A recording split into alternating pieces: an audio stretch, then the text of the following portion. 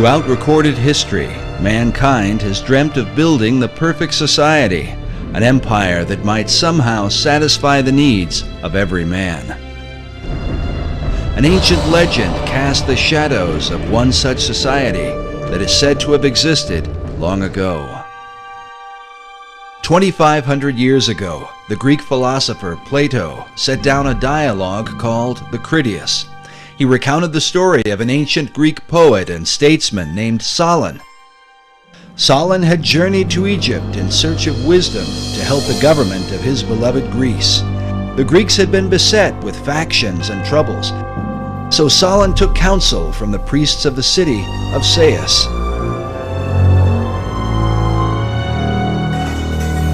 An old priest told him, "O Solon, Solon, you Greeks are never anything but children.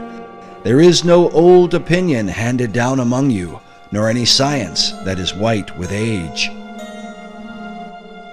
The old priest then proceeded to tell him the story of the lost city of Atlantis.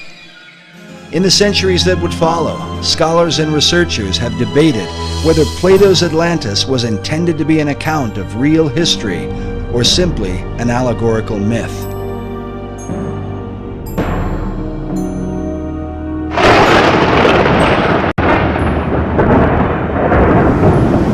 Some even suggest that Atlantis was really the antediluvian world, the wicked society destroyed by the wrath of God in the great flood of Noah. In the 20th century, Plato's account was further supported by Masonic philosopher Manly P. Hall. Hall claimed that Atlantis had once been a vast and mighty empire that extended to the whole world, a philosophic commonwealth of nations that one day was destined to be rebuilt. But who would rebuild it? And exactly who was Manly P. Hall? Manly P. Hall was probably the most highly esteemed occultist and Freemason of the 20th century. He understood the secrets of the ages long before he ever joined the Masons. Was really the foremost authority on the occultist side of Freemasonry, the deep, dark side of Freemasonry, the one that most Masons never ascend to. I can't really think of anybody close to him. Manly P. Hall was one of the leading people within this whole other world that we talk about. Hall authored over 200 books and is said to have given some 8,000 lectures on ancient philosophy. He is perhaps most remembered for his contribution to the mysterious Brotherhood of Masonry. Upon his death in 1990, the Scottish Rite Journal, a Masonic publication, noted that he was often called, quote, Masonry's greatest philosopher. Among his teachings was that contained in Masonry and all the secret orders was the ancient wisdom of lost Atlantis.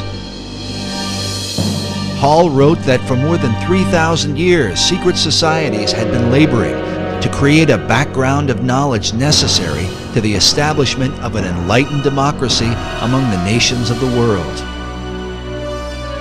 According to Hall, these societies could be traced back to ancient Egypt and had for centuries known of a secret place hidden from the eyes of common men, a place that would one day be revealed. In the 17th century, as settlers were colonizing the New World, Sir Francis Bacon, the leader of secret societies in England, set down his classic work, The New Atlantis. While archaeologists and treasure hunters have searched the globe looking for the lost continent, 400 years ago, Bacon, like many of his contemporaries, believed that Atlantis was America itself. Well, Bacon, to me, was really fundamental in the American colonizational scheme and its connection to the new Atlantis concept. He was trying to lay a foundation for what could be accomplished in the New World. While the Atlantis of Plato was a mighty empire known for the philosophy of its kings, Bacon would write of a nation governed by scientific achievement, filled with marvels and wonders never before seen. Bacon was talking about this new nation, talking about submarines, talking about unimaginable weapons of war, talking about flying machines and tall buildings. How did he come into possession of this knowledge? Did Francis Bacon outline the course of the New World before its time? And if so, by what power was he inspired to do so? While there are no states or cities that bear his name, his mysterious influence has compelled some to call him the real and true founder of America. His founding of America was really through other people who were following his work, following the program he'd laid out. Bacon was the head of Freemasonry and Rosicrucianism. He had a huge influence through being the chief of the Rosicrucian fraternity at the time. He had a huge influence on the birth of modern Freemasonry. And many of those Rosicrucians actually went into Freemasonry at that time to lift it up to its new level. And Freemasonry has a major influence on the founding of America. While many of the early settlers came to work the land for the cause of religious freedom, there were with them secret societies who came to the New World with another agenda. Secret societies came to America shortly after the Pilgrims arrived, and they were sent by a man named Sir Francis Bacon. You get this very strange mixture of people, many of whom understood even then the advantage, spiritually and otherwise, to having secret orders. Unless you understand the influence of the occult societies on the development of America, on the establishment of America, upon the course of America, why you get completely lost studying our history. And they were the ones through which this work was being put into operation in England, in Europe, and eventually in America and the world. So that America then could be used to lead the world into the philosophic empire. You understand that America was founded by Christians as a Christian nation. However, there were always those people on the other side who wanted to use America, use our military power and our financial power to establish enlightened democracies throughout the world and restore lost Atlantis. Yeah, maybe Bacon had it right. Maybe Atlantis is not something yet to occur, but maybe it's occurring right now in America. In his lifetime, Sir Francis Bacon referred to himself as the herald of a new age. He promoted a new universal order for the whole world. Can this be what early American founders referred to with the words Novus Ordo Seclorum, the new order of the ages? And does this vision affect America today? When our founders declared a new order of the ages, they were acting on an ancient hope that is meant to be fulfilled.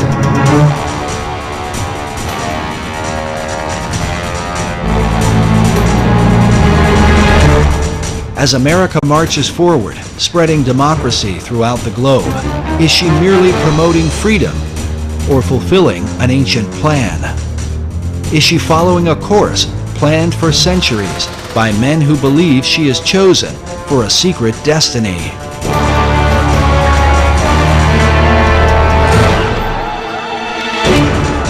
To understand the present and possibly the future, we look into the past as we unfold the secret mysteries of America's beginnings. Can America be the new Atlantis?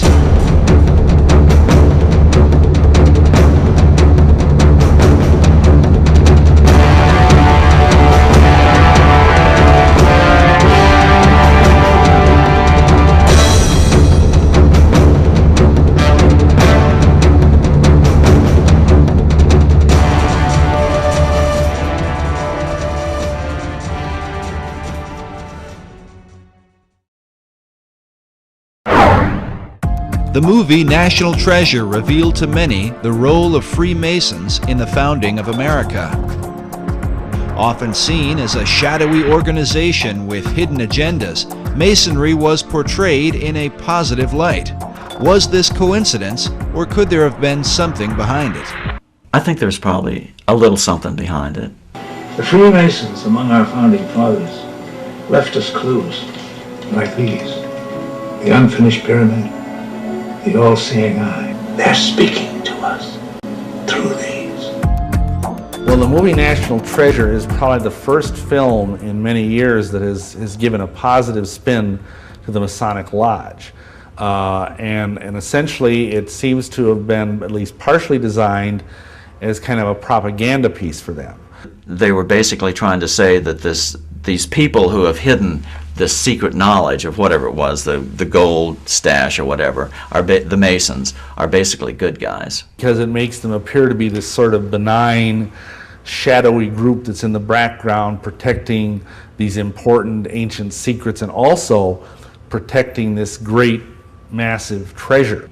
It was fairly accurate in its Masonic elements. You can tell whoever made the film either was a Mason, and of course there's a lot of Masons in Hollywood, or else had done a lot of research.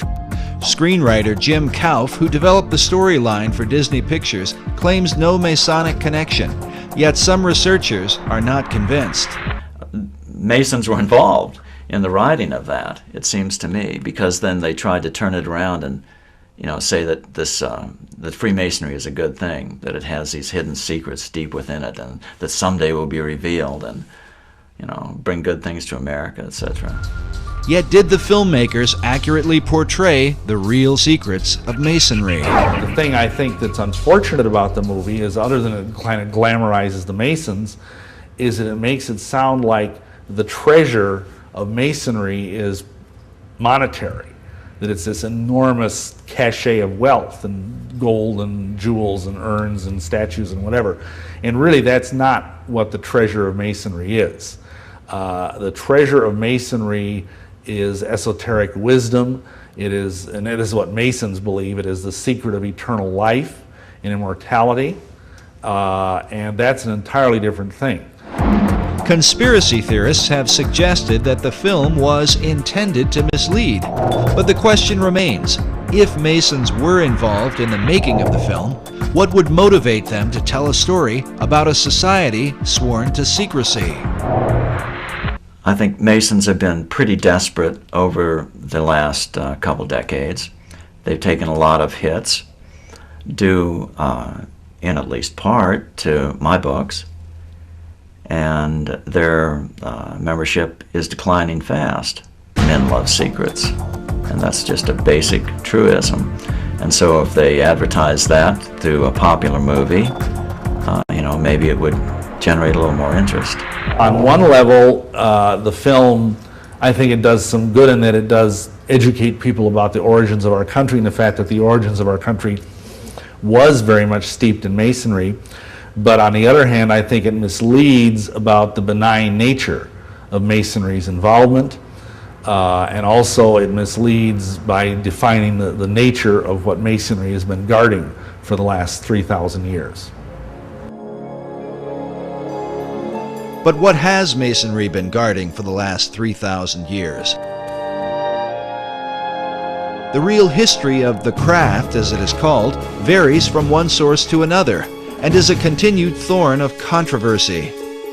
Masons claim biblical origins dating back to Tubal-Cain, the first craftsman, as well as Nimrod, who built the Tower of Babel and founded the ancient city of Babylon.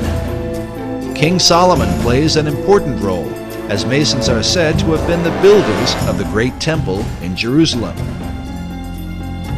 No less important is the influence of Gnosticism, sometimes called the mother of Masonry. According to Masonic historian Albert Mackey, Gnosticism is where Masonry gets the mysterious letter G, as seen here in the midst of the Masonic square and compass, a symbol that often adorns Masonic tombstones.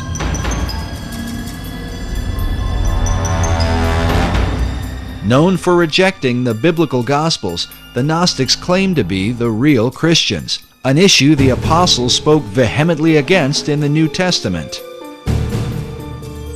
The Gnostic Gospels have been promoted by writers like Elaine Pagels and celebrities such as Jane Fonda.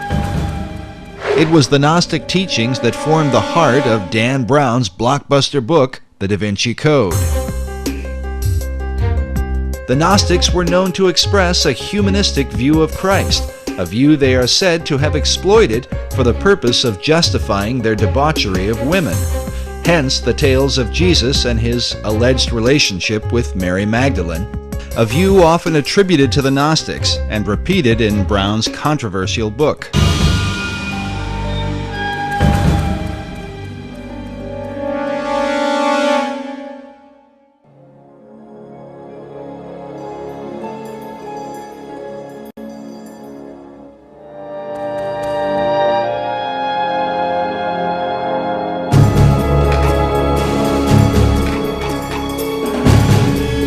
But Masonry's most popular debates, especially with films like National Treasure, and books such as The Da Vinci Code, Born in Blood, and Holy Blood, Holy Grail, seem to involve the mysterious Knights Templar, whose connection to Freemasonry is often seen at the Rosslyn Chapel in Scotland's capital city of Edinburgh. A place that not only reveals much about the Templars and Masonry, but within may be secrets to the founding of the New World. But whatever the connection or controversy, most Masons trace their craft back to the mysteries of ancient Egypt. Egypt is like pretty much the proximate fountainhead of all esoteric mystery teaching. After the example of the Egyptian craftsmen, the Masons carved their own imagery in the great structures of Europe. Secret signs and symbols were embedded into their work, the meaning of which was to be hidden from outsiders. These were the craft masons who actually built the temples. If you look at European architecture, you know, all those big cathedrals in Europe, Cologne Cathedral in Germany, Notre Dame in Paris, Salisbury Cathedral in England, all those beautiful cathedrals were all built around the 1200s and 1300s. And it was these masons who knew their business, and they wanted to keep their skills secret. All the great cathedrals of Europe were built by stonemasons who had an understanding of esoteric lore, and they're basically riddles in stone.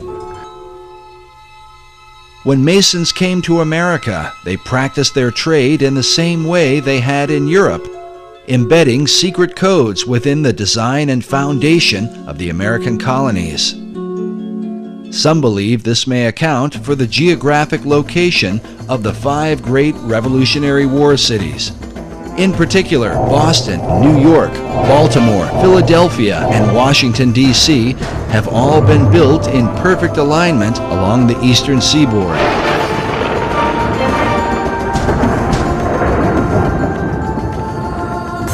Researcher Jim Allison believes this alignment may be a part of something greater.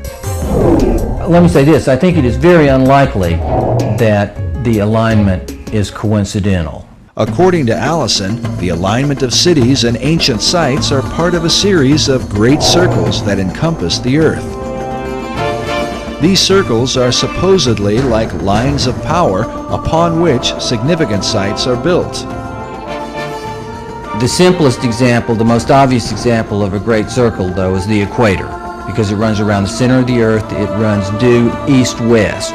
Meridians of longitude, which run due north-south through the north and south poles, if you extend it all the way around, those are also great circles because they run through the center of the earth.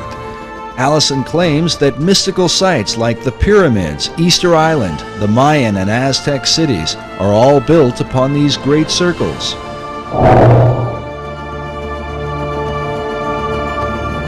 In addition, one of these great circles contains the 5 cities that date back to the era of the American Revolutionary War. Washington, D.C., Philadelphia, Baltimore, New York City, and Boston are in fact aligned. They're fairly close together. The distance from Washington, D.C. to Boston is 400 miles.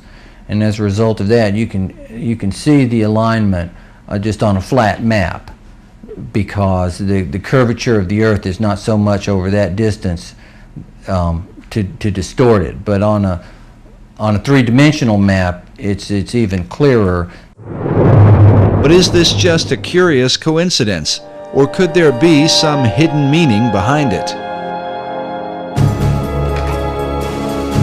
In the 1920s, an Englishman named Alfred Watkins noted a series of straight tracks or lines upon the Earth's surface that seemed to connect the ancient monuments and holy sites around the world.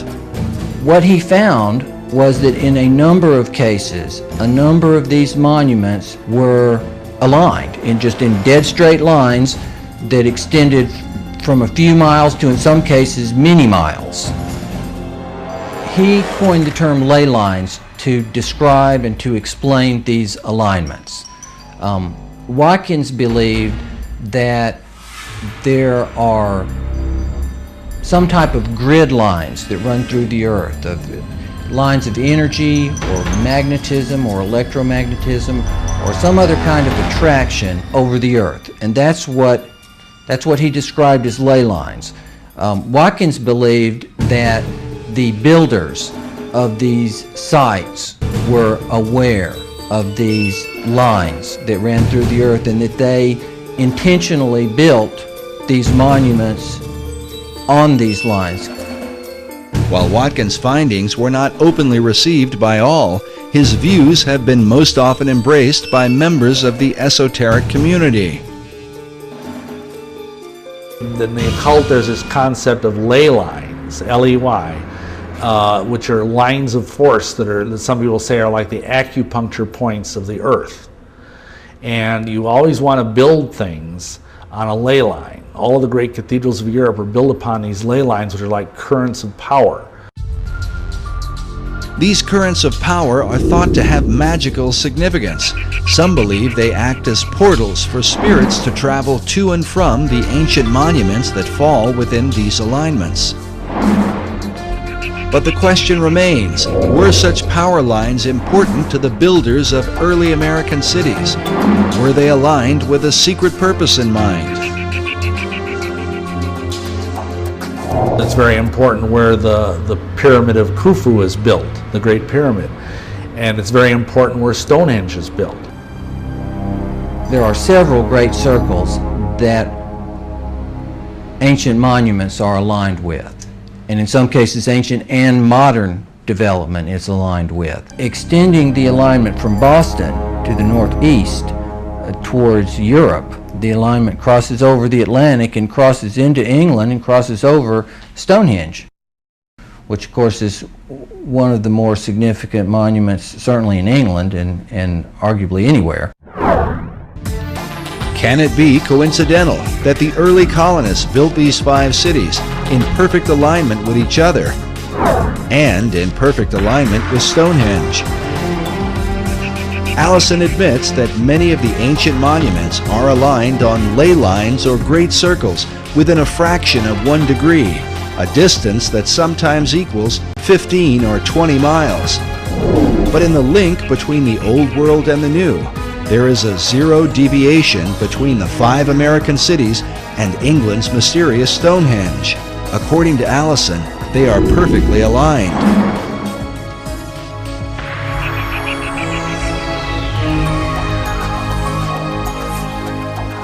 Can such a perfect alignment be unintentional, or the result of some natural attraction of ley lines in the Earth?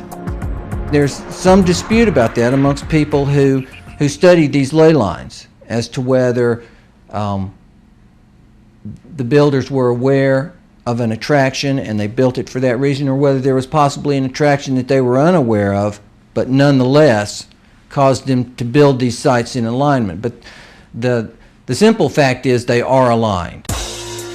But the evidence continues. America's capital city, Washington, D.C., is said to be positioned on the 77th meridian west, considered a sacred location referred to as God's longitude.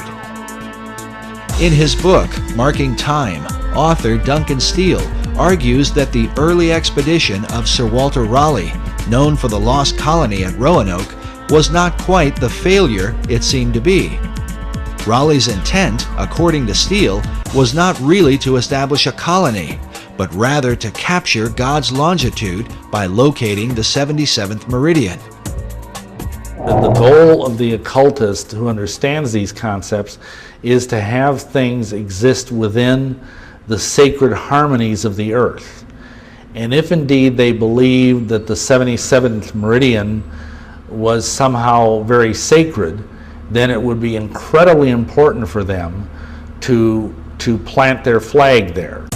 In Washington, D.C. is even found Meridian Hill, said to mark the precise location of the sacred longitude. Raleigh himself was a member of Bacon's secret society in England.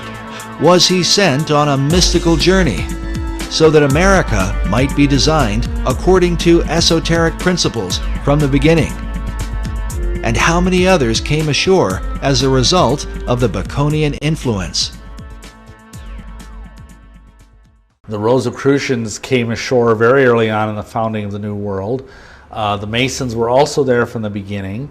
And I think from very early on, this if you will, cartel, this occult cartel of various groups, basically had it as their goal to establish a society on this continent that was wholly given over to esoteric goals.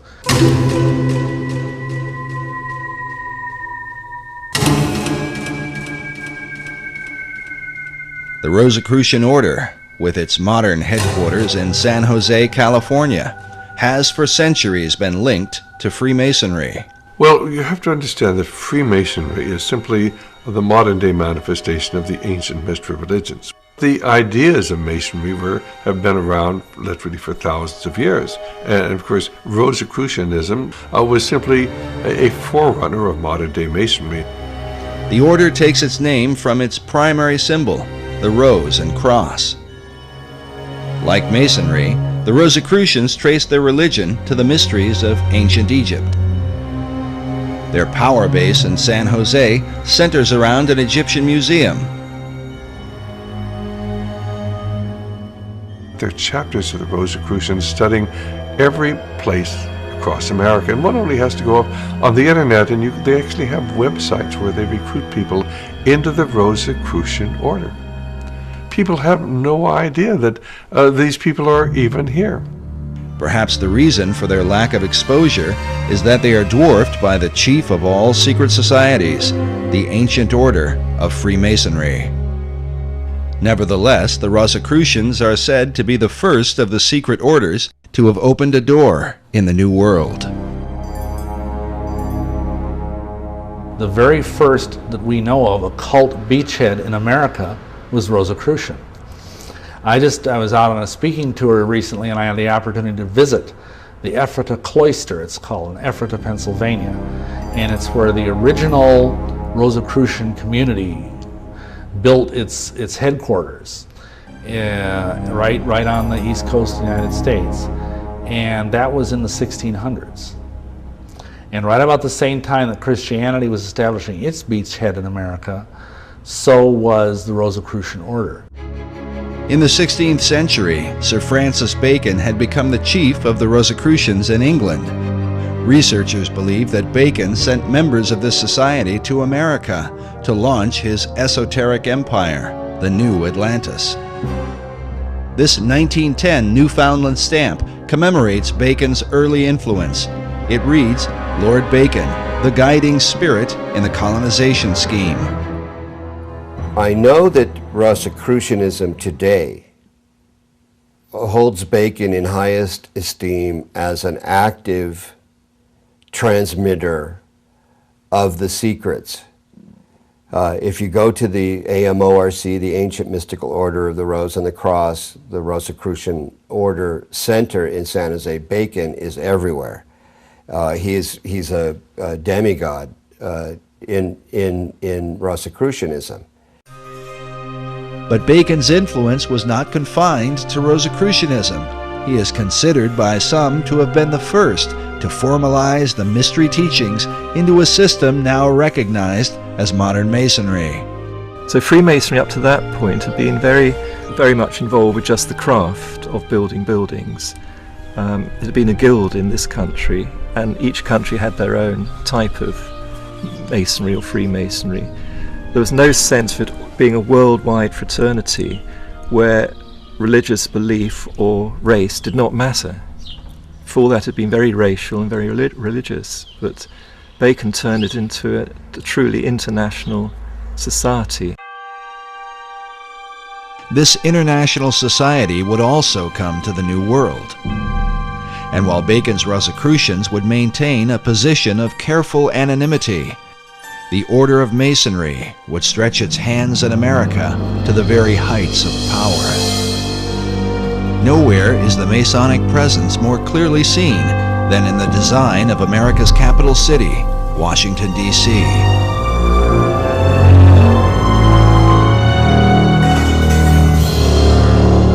Yes, Washington, D.C. is completely based on Masonic architecture. The whole architecture is laid out in an occult manner with Masonic symbology. Every major building in Washington, D.C. has a Masonic plaque on it. I mean, the Masons have permeated, and the other secret societies have permeated our society since the very beginning. In his book, The Secret Architecture of Our Nation's Capital, author David Oveson confirms the esoteric influence of Masonry in the design and building of Washington, D.C. Oveson reveals the occult ceremonies surrounding the laying of the city's cornerstone, a ritual that involved the father of the nation, George Washington. 200 years later, in a ceremony commemorating this event, Senator Strom Thurmond, himself a 33rd degree Mason, is pictured alongside the cornerstone upon which is carved a Masonic square and compass. If you either look at the map of Washington, D.C. or try and drive in Washington, D.C., you think it must have been designed by a nutcase. But actually it was designed by a Freemason, a French Freemason named L'Enfant. I think Pierre Charles L'Enfant was his name. And it's full of esoteric symbolism.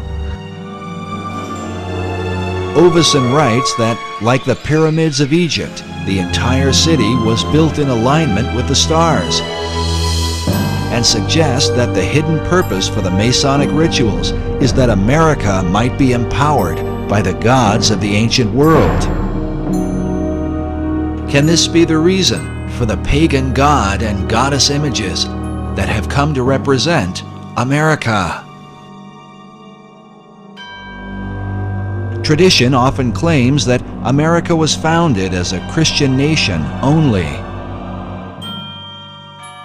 But if this is the case, why are its symbols those of the pagan religions rather than images of Christ, the apostles, and stories from the Bible?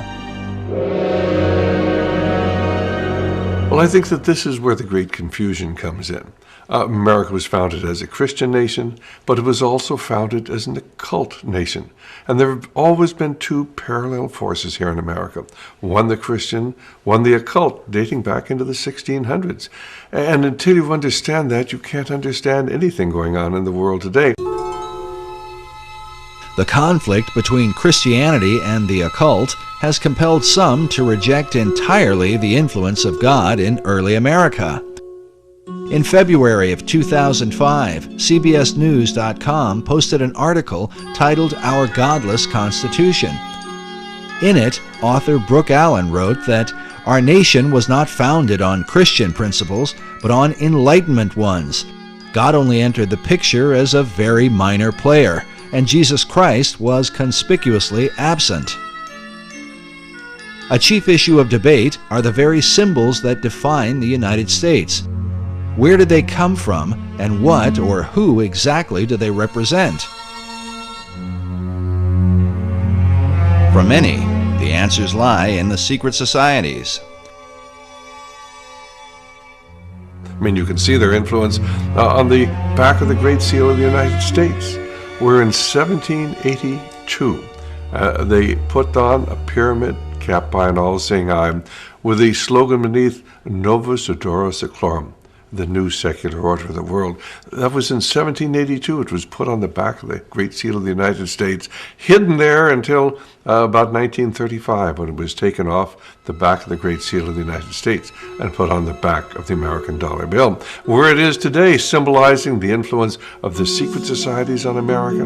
And you know, there are some of our Christian ministries that want to tell you that occult symbol is a Christian symbol. It just goes to show how effectively the Christians have been misled, and they've been misled intentionally by people who've infiltrated the Christian movement and have told them, oh, this is a Christian symbol. Well, where in Christian symbology do you come up with a pyramid? Where in Christian symbology do you come up with a glorified eye? This is all the symbology that everybody who's involved with the occult understands. The glorified or all-seeing eye is known as the Eye of Horus, one of the most important gods of the Egyptian mysteries. Other pagan icons include the Washington Monument, an obelisk normally dedicated to the Egyptian sun god. Meanwhile, the idea for the Statue of Liberty was taken from the Colossus of Rhodes, one of the 7 wonders of the ancient world, and combined with the imagery of the goddess of ancient Babylon, Queen Semiramis. But what do these esoteric elements tell us about the founding fathers of America? Who were they, and what was the light by which they saw the world and themselves in it? The majority of the people who were in the founding fathers were either deists, or else they were free thinkers, or they were Rosicrucians, or they were Masons, or they were all of the above. But the issue is not black and white. Researchers are careful to point out the God-fearing nature of early Americans. If we take the founding of America as the time when the Puritans came over, if that's the time that was taken, and the landing of the Pilgrims, you remember, and that date there, if that was taken as the founding of America, there was no question. These are solid Christians, out, and they were looking for freedom. They did not want to be persecuted by either the church in England, which was the Anglican church, so the Puritans would have been persecuted as dissenters. Nevertheless, so if we take that date, that era, when the Puritans came over, they were coming over seeking freedom, religious freedom. And so they wanted to settle the land and build their little churches and worship the Lord as He told us to do, and in the manner in which He told us to do in the Scriptures. That's what they wanted to do. So without question, it was settled in the beginning as a Christian nation, an opportunity to come over freely. Unfortunately, you got other people who wanted to do the same thing, but they weren't necessarily Christians.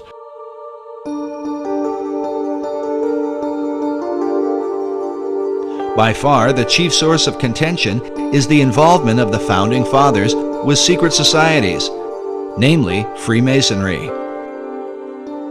Certainly at the time when the Declaration of Independence was signed, many of these people were involved in Masonry, no question at all about it. But it wasn't because they were dedicated to the esoteric principles of Masonry. Many of these people were strong Christians. In America, initially, the men that were elected, I believe 90% of them were all God-fearing men. People, on the esoteric side want to say, oh, this was a Masonic country.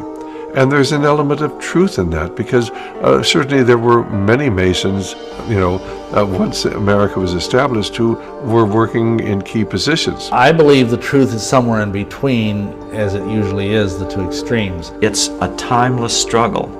Both sides of this power struggle are in full play. The sides of the secret societies, trying to push forth the new Atlantis. And so it doesn't surprise me that most of these men in the Continental Congress or the signings of the Declaration of Independence were Masons or whatever. That doesn't surprise me. It doesn't even bother me, because I know that underneath them is a vast horde of people that were biblical Christians.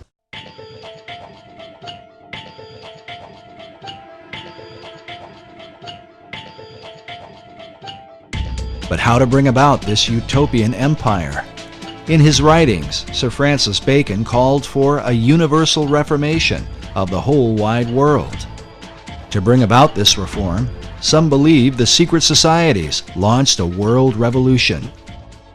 People do not understand that our revolution was the first in a series of revolutions that began in 1776 and extended right up until the Cuban Revolution in 1959, when Fidel Castro came to power. And this is a series of revolutions to transform the world. While most Americans did not fight the War of Independence for the cause of global revolution, It is undeniable that secret societies played an important role and that many of America's founders were Freemasons. Many of them were Masons, but they were into Masonry because, of course, this was the only way that they could protect themselves. This was the only way they could keep from being found out. So they were plotting a revolution. They had to have a means of maintaining their secrecy. I think Masonry was in fact used as a built-in network, a secret network in which to foment the American Revolution. They didn't have to put a network together, it was already there.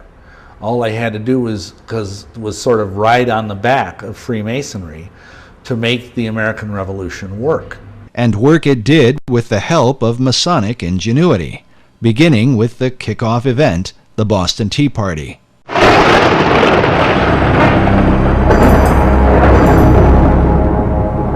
And what was the Boston Tea Party? Who was behind that? Who were the raiders of the English tea ship? Admittedly, at this point, it was the Masonic Lodge in Boston. They were all Masons. It was the Masons wanting to implement this revolution. The leader of the men who dressed up like Indians and threw the tea into Boston Harbor was the legendary Paul Revere, whose famous ride would alert Americans that the British were coming. Pictured here with a teapot commemorating his rebellion, Paul Revere was a prominent member of the Masonic Order. George Washington, known as the father of our country, along with many of his generals, were also Masons. Yet Washington's involvement with Masonry is hotly debated. Our information is that he did not do anything with the Masonic Lodge for the last 30 years of his life. The debate centers around a letter written by George Washington to the Reverend G.W. Schneider on September 25, 1798, just 15 months before Washington's death. In the letter, Washington says specifically, "I must correct an error you have run into of my presiding over the English lodges in this country. The fact is, I preside over none, nor have I been in one more than once or twice within the last 30 years. And in Washington's case, I defend him by saying the Masons are very secretive. When they approach a man to be a member of their organization, they will not and cannot tell him what it's all about. But what they can do is to say, well, you see, there were all these famous people. They were Freemasons, and they can name off the kings. And today, of course, they can name off Washington. And so the candidate will then argue to himself, well, who am I? I'm just a little guy, you know, or I might be a senator, but nevertheless, who am I compared with these? If it was good enough for them, surely it's good enough for me. If it's secret, it's going to be a good thing. So they get in, and they're not told the whole story. They're not told in the first, second, or even third degree. They're not told the whole story, but little by little, as they acquire more knowledge and as they are deemed to be faithful to the cause, they are told more. And that's just how they get the people in. It is only fair to mention that many Masons continue to insist that Washington was very active in the craft. Yet there is no debate about the Masonic membership of Benjamin Franklin, who is deeply involved not only with Masonry, but a whole variety of secret societies in America, in England, and in France.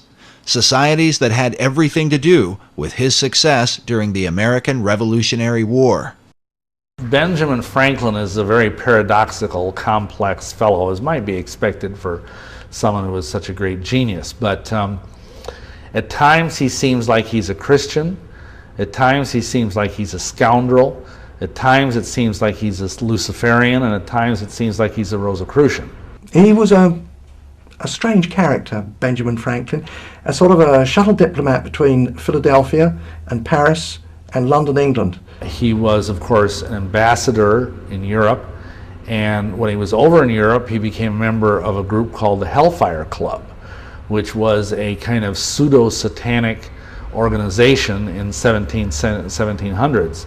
It was founded by an English nobleman named Francis Dashwood, and it basically existed as a place where men could gather and have orgies and worship the devil and basically get loaded and do whatever they wanted.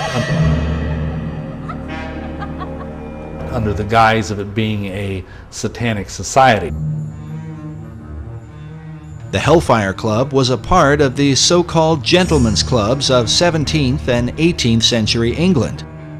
While the debauched behavior of these groups was initially tolerated, once they began to dabble in satanic rituals, they were forced to go underground, literally. Hellfire Club, as a matter of fact, I used to live quite near that place. It's on the west side of London, at a place called West Wickham. It's a hill. It's a chalk hill, now of course covered in grass, and on the top of that chalk hill is a church. On the top of the church there's a golden ball. There's a cross on top of that. Now that's a Christian church, but inside the hill is a cave. Often those chalk hills, they do have caves inside them. It's the way they're formed. And in the cave there, they would gather together. Now, I don't say that it was the church, the occupants of the church that gathered there, but whether they knew it or not, the Hellfire Club would hold their meetings once a month underneath the church. And Benjamin Franklin would go and visit that at the times when he came to visit England, yeah. He was very much apparently into some of the ideas of the esoteric movement of his day.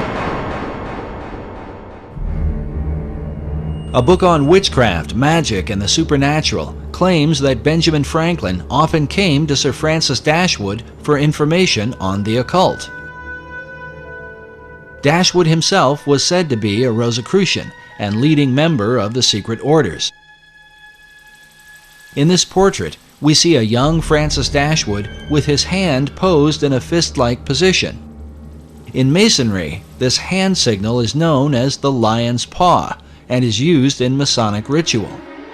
Among Satanists, however, this same gesture is said to be called the devil's claw. While it cannot be said how deeply involved Franklin was with the occult, the Hellfire focus on drinking and debauching women would certainly have agreed with his character. He was very famous for being a ladies' man. He was very much a playboy, which of course would be contrary to being a devout Christian. The Hellfire Club had great disdain for Christianity. In fact, they did not call themselves Hellfire, but rather the monks of Medmenham Abbey. Such parody was the influence of a French priest named Francois Rabelais, condemned as a heretic for writing a series of perverse comedies called Gargantua and Pantagruel. In them, Rabelais mocked religion, glorified immorality, and defended man's right to pursue without restraint the desires of his own will.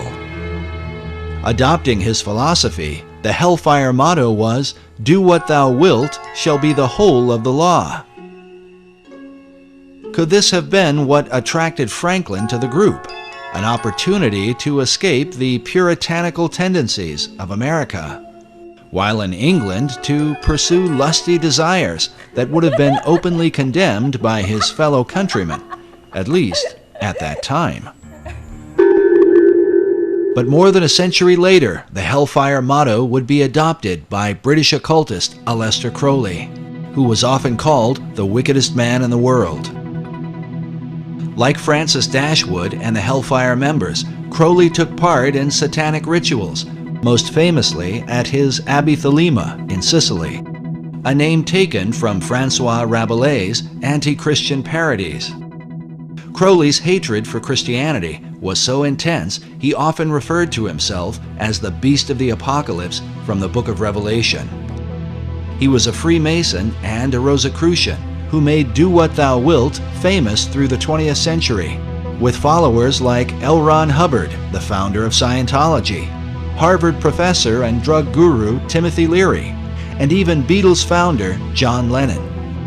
Crowley is often credited with sparking the 1960s cultural revolution, the do-your-own-thing mentality dedicated to sex, drugs, and rock and roll. What could be called the modern legacy of men like Franklin, Dashwood, and the Hellfire Club.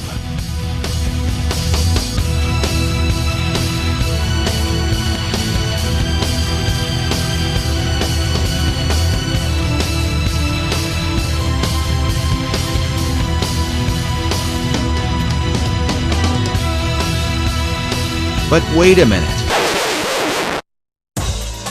Obviously, it cannot be said that Franklin's involvement with the Hellfire Club is to be fully equated with the often crazed activities of a man like Crowley or even Timothy Leary. Still, one must wonder what Franklin was doing with a group of immoral aristocrats who dabbled in devil worship, even if they were just kidding around, as some have suggested.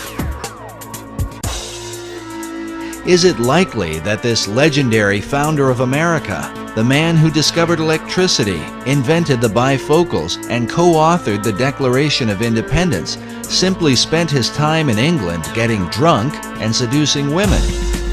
Franklin was known to be a crafty fellow. Could his dealings with Dashwood and the Hellfire Club have somehow been a part of a greater agenda?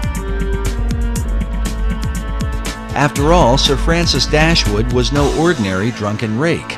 He also happened to be a member of the British Parliament and was a close friend and advisor to King George III, the man the American colonists would rebel against.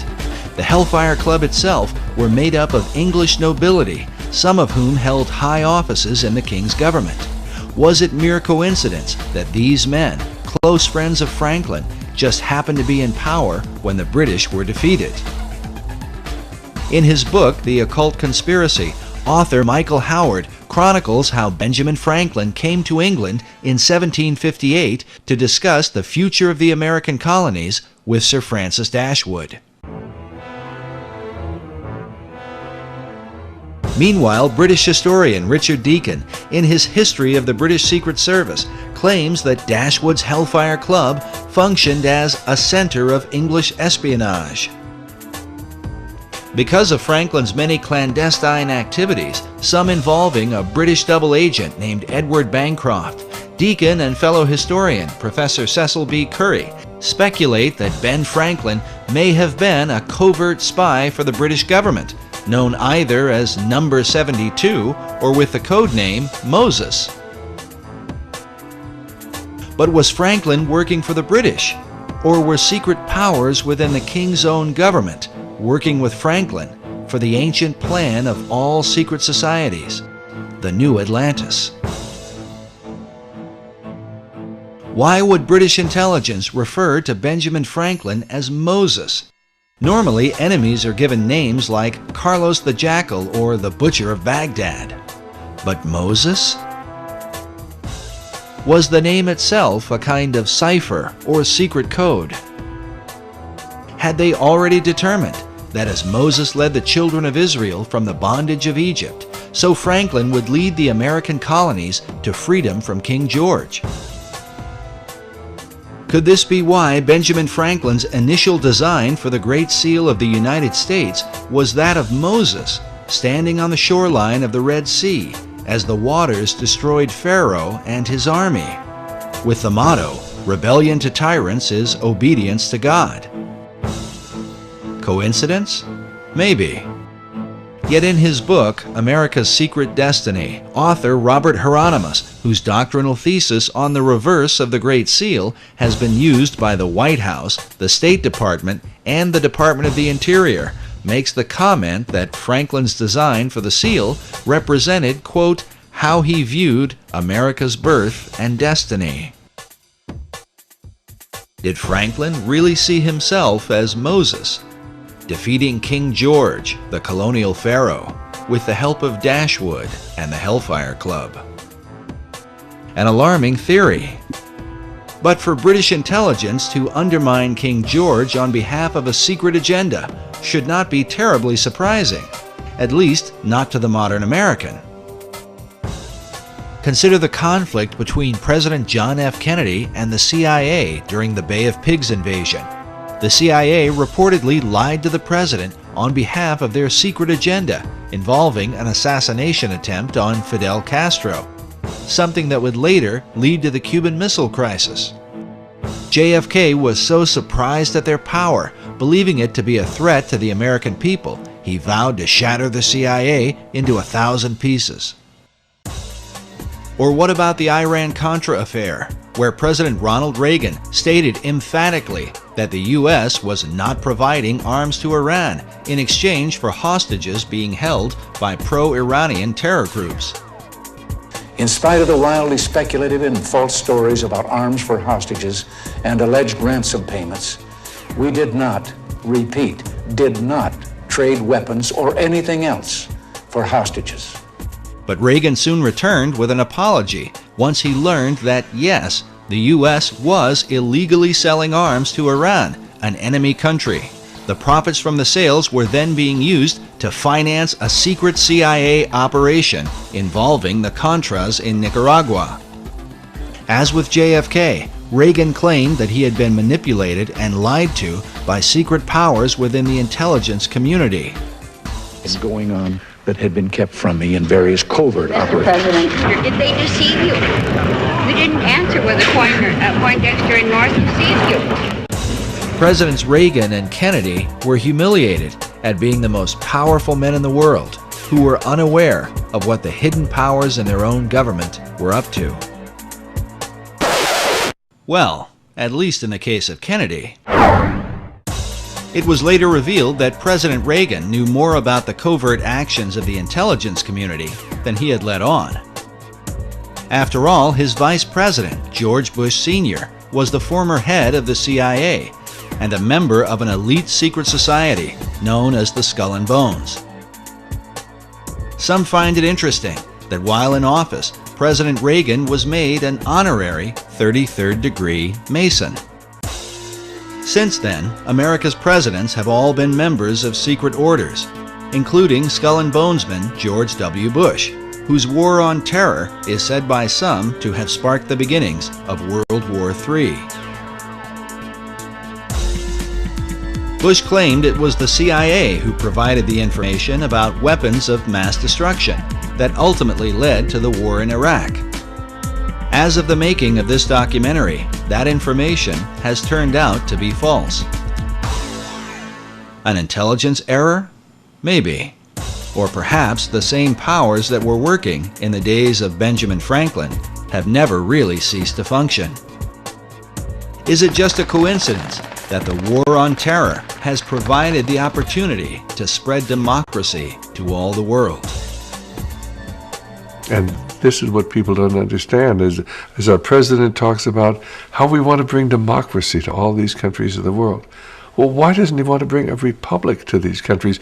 We were a republic. We were never a democracy. It is only the people from the mystery religions and the secret societies who are pushing this idea of world democracy, or this combination of enlightened nations, enlightened democracies to rule the world. As incredible as it may seem, there are really people who believe that. They're working full-time to accomplish that goal. And until you understand that they are the primary force behind the wars of this last century and World War III, which we are entering into today, unless they understand that the whole idea is to create this reestablishment of what they believe is lost Atlantis, this wonderful utopian society that they believe existed eons ago. Anybody who studied the history of America knows we were not established as a democracy. Our founding fathers didn't believe in democracy. They wanted a republic, a government of law, not the democracy, which is what the secret societies have been working for well over 3,000 years. Could this be the secret behind what's happening in the world today? And was this the underlying motive in the war for American independence? To wrestle the new world from the power of the old, that it might in time be used to bring forth the great Atlantean plan, envisioned by Sir Francis Bacon. Benjamin Franklin certainly knew the works of Francis Bacon and all the ethics and things that he was trying to establish. Bacon was a man that Benjamin Franklin had much in common with. Both men were the leading scientists of their time. Both men were involved in printing, and both men published works that helped to transform the people of their generation. Both men developed their own system of ciphers and secret codes, which they used for intelligence purposes during wartime. And both men were deeply involved in the Masonic and Rosicrucian movements of their day. Franklin was a member of Masonic and secret orders in America, in England, and in France, the three countries involved in the American Revolution.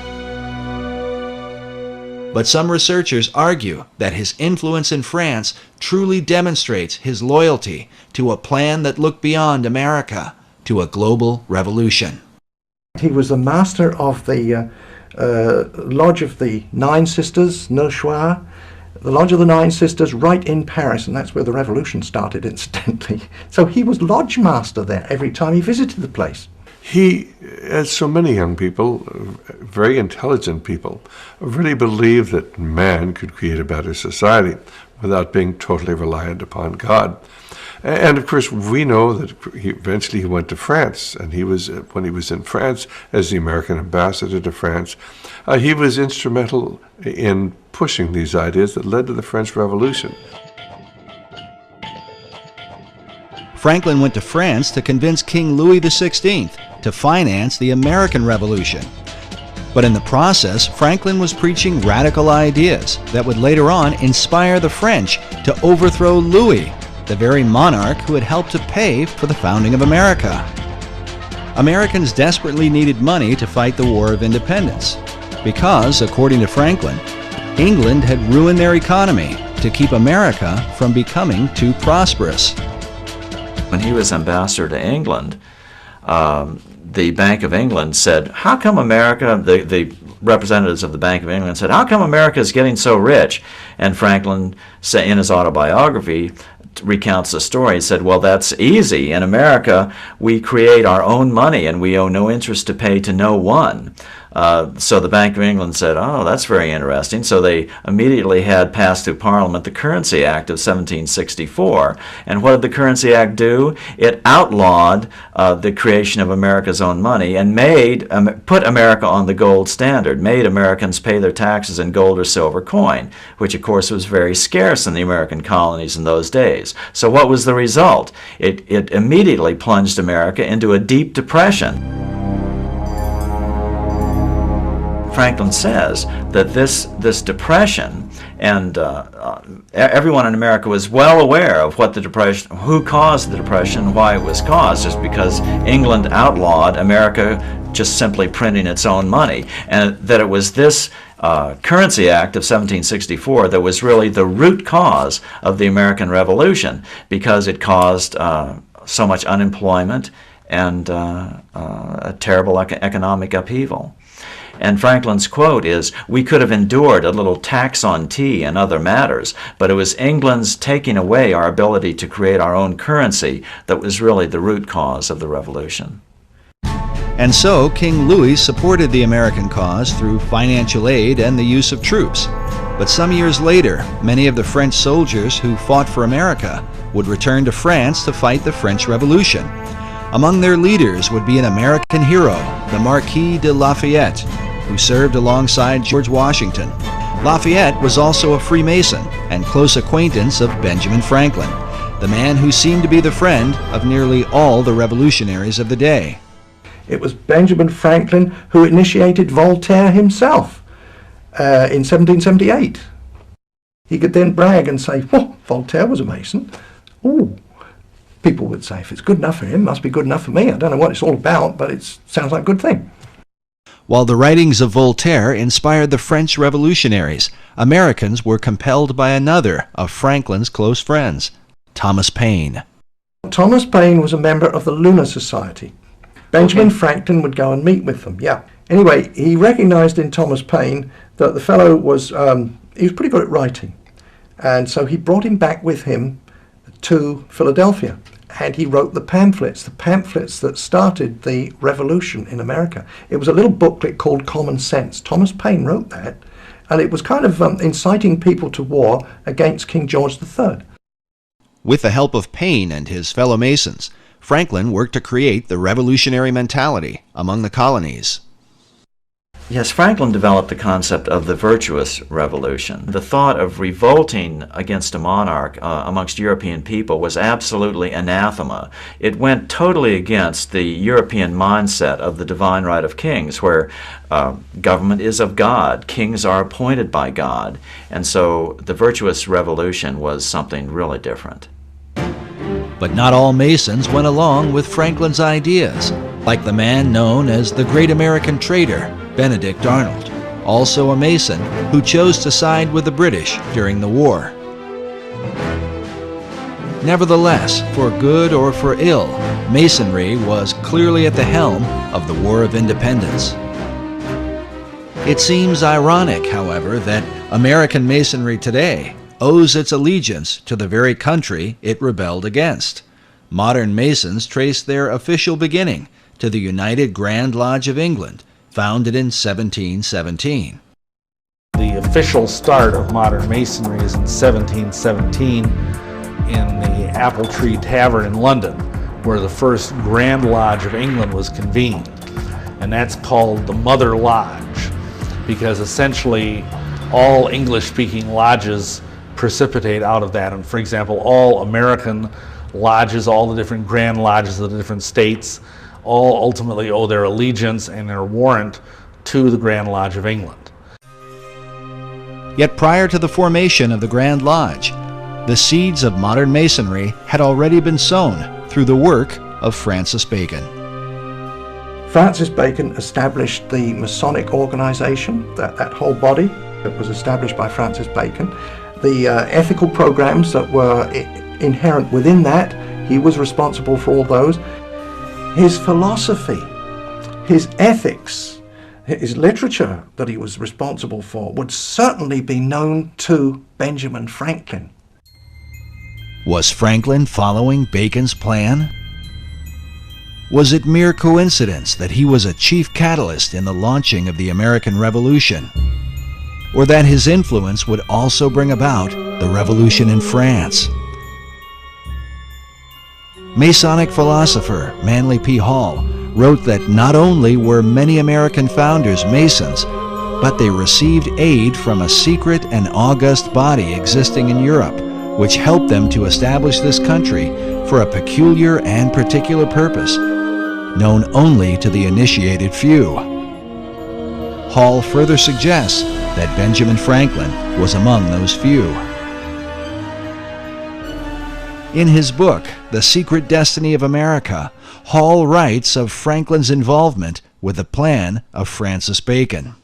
In Chapter 13, titled Bacon's Secret Society Set Up in America, Hall features an illustration showing the eastern seaboard with Benjamin Franklin overseeing it, while beside him is the shadow of Bacon. Hall claims that Franklin spoke for the secret societies and that most of the men who worked with him in the early days of the American Revolution were also members. He says, quote, "The plan was working out. The new Atlantis was coming into being in accordance with the program laid down by Francis Bacon." To those who have studied him, Sir Francis Bacon is one of the most enigmatic figures in world history. Baconian societies have existed for centuries since his death in 1626. All of them credit Bacon with the great advancements of the New World. Bacon is such an interesting character, such a complex character. He was right at the center of the storm politically. He even claimed in one of his writings that he was in possession of all knowledge. You can't say that he was ignorant of the Christian concept. He obviously had some concept of Christianity and speaks of the Lord Jesus Christ, and yet he's a proponent of the New Atlantis concept. Just a very complicated character. Bacon is known as the father of modern science and the grandfather of the English Enlightenment. The phrase, "knowledge is power," is often attributed to him and represents his philosophy, that through knowledge or science, mankind could transform himself and the world into its highest state of enlightenment. His dedication to science and learning led to the birth of England's premier scientific organization. When the Royal Society of England was formed in 1662, they named Bacon as their model and inspiration. There's a book written by Thomas Sprat, who was the first president of the Royal Society. So this goes back to the early 1700s, and he wrote a history on it. And he acknowledged there that Francis Bacon was the originator of the idea. Yet even beyond the Royal Society, 20th century historian Will Durant wrote that the whole tenor and career of British thought have followed the philosophy of Bacon, a philosophy brought to America and furthered by some of her most influential leaders. Thomas Jefferson considered Francis Bacon one of the three most important men in history, along with John Locke and Sir Isaac Newton. It is even said that Jefferson believed he was fulfilling Bacon's dream for a new Atlantis by founding the United States. As a result, nearly all Baconians credit Bacon with the founding of America. This painting, once owned by Baconian author Marie Bauer Hall, shows the North American continent with the spirit of Bacon rising from the midst. Above his head is the all-seeing eye of Horus in the midst of a triangle, while upon his cloak is the rose and cross, the symbol of his Rosicrucians. Despite these things, little is mentioned about Lord Bacon in the history books of America. There are no states, cities, towns, or schools named after him, which begs the question, other than Benjamin Franklin and Thomas Jefferson, which of the founding fathers did he really influence? Which of those founding fathers were most influenced by Bacon's work? I would suggest it was all those who were Freemasons. Well, I think probably all the first presidents of America who were Freemasons, you could say, were influenced by him because of the influence that went into Freemasonry, but by Bacon. But I expect some were more influenced than others, or more inspired than others, and some may not even have known that Bacon was behind it all, in the sense of an inspirer. But maybe they all did. I mean, they were pretty intelligent men.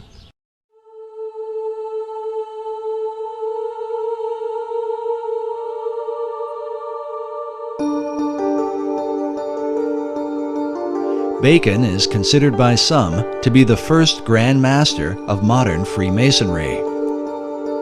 While the craft would not be officially established until after his death, it was Bacon who mapped out the plan for the ultimate aim of Masonry and all secret societies, the establishment of a new Atlantis.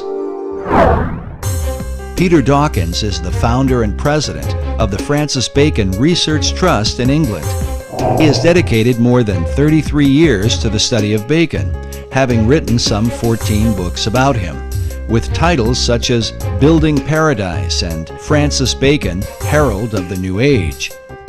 My research into the life and work of Francis Bacon and all those connected with him, which also takes me back into the wisdom traditions, which I'm very interested in, and into also things like the founding of America, the spread of modern science, and many other fascinating subjects.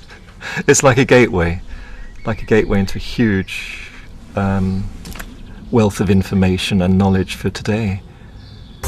Dawkins' work is supported by the Pro-Grand Master of English Masonry, the Marquis de Northampton. The Grand Master in England is Prince Edward, the Duke of Kent. Because he is a member of the royal family, Masonry allows Prince Edward to appoint someone to act in his place. As such, the Pro-Grand Master, Lord Northampton, is the acting head of all British Freemasonry. While he declined to be interviewed for this documentary, in his correspondence with our producer, he made it clear that he supports Dawkins' research and considers him an expert on Sir Francis Bacon. This is significant because the Northampton legacy dates back to the time of Bacon and Queen Elizabeth I. Today, Lord Northampton holds authority over Canonbury Tower, where Francis Bacon lived in his lifetime and where he is said to have met with his secret societies.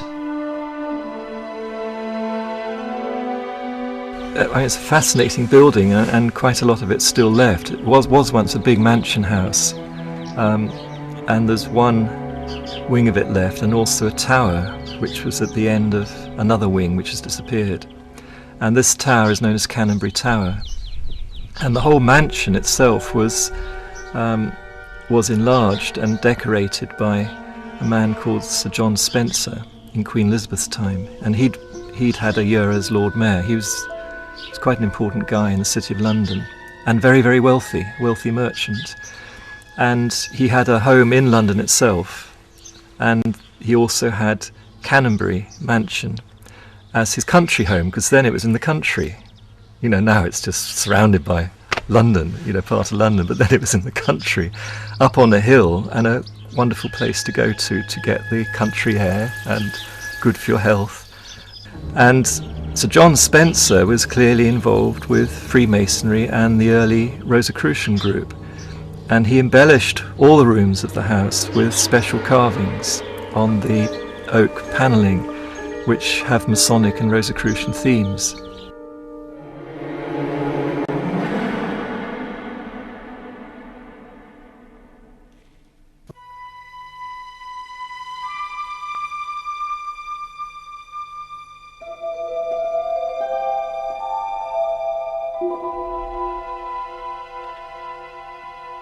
And particularly the fireplaces are done very, very carefully and specially.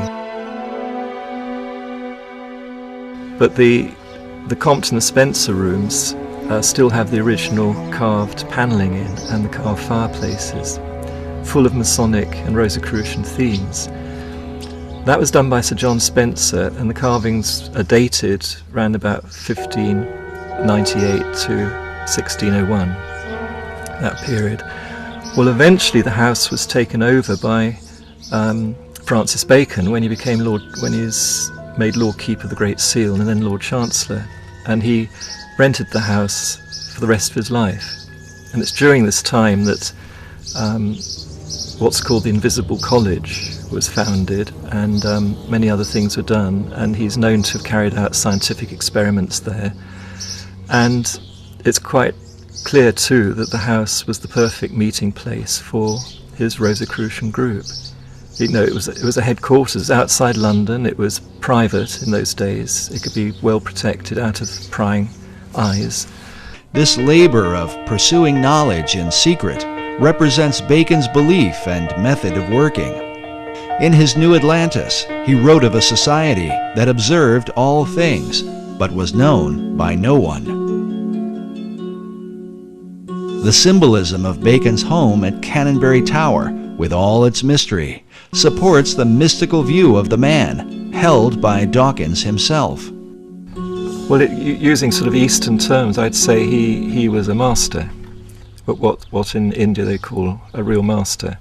But he was here in Europe, in the UK, or in England at that time.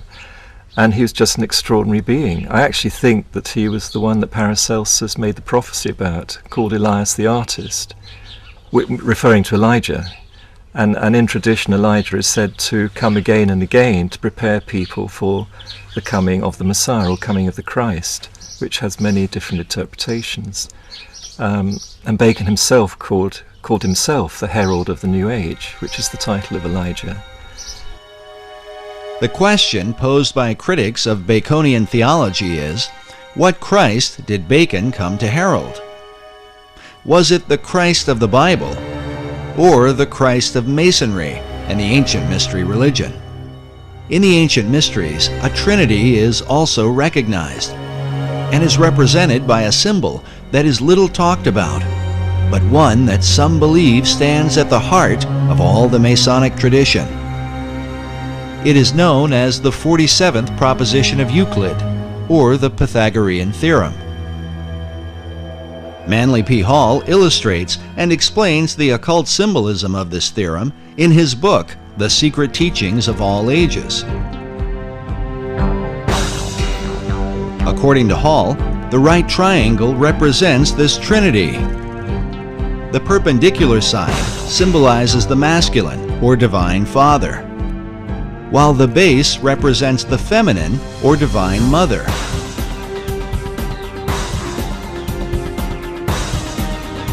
Finally, the hypotenuse is looked upon as the offspring of them both, the divine child, who is sometimes called the Masonic Christ.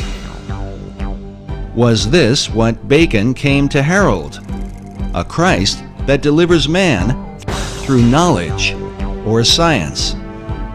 According to Peter Dawkins, Bacon's desire was to deliver mankind from the fall he had suffered in the Garden of Eden, to restore him to paradise through what he called the 6 days' work.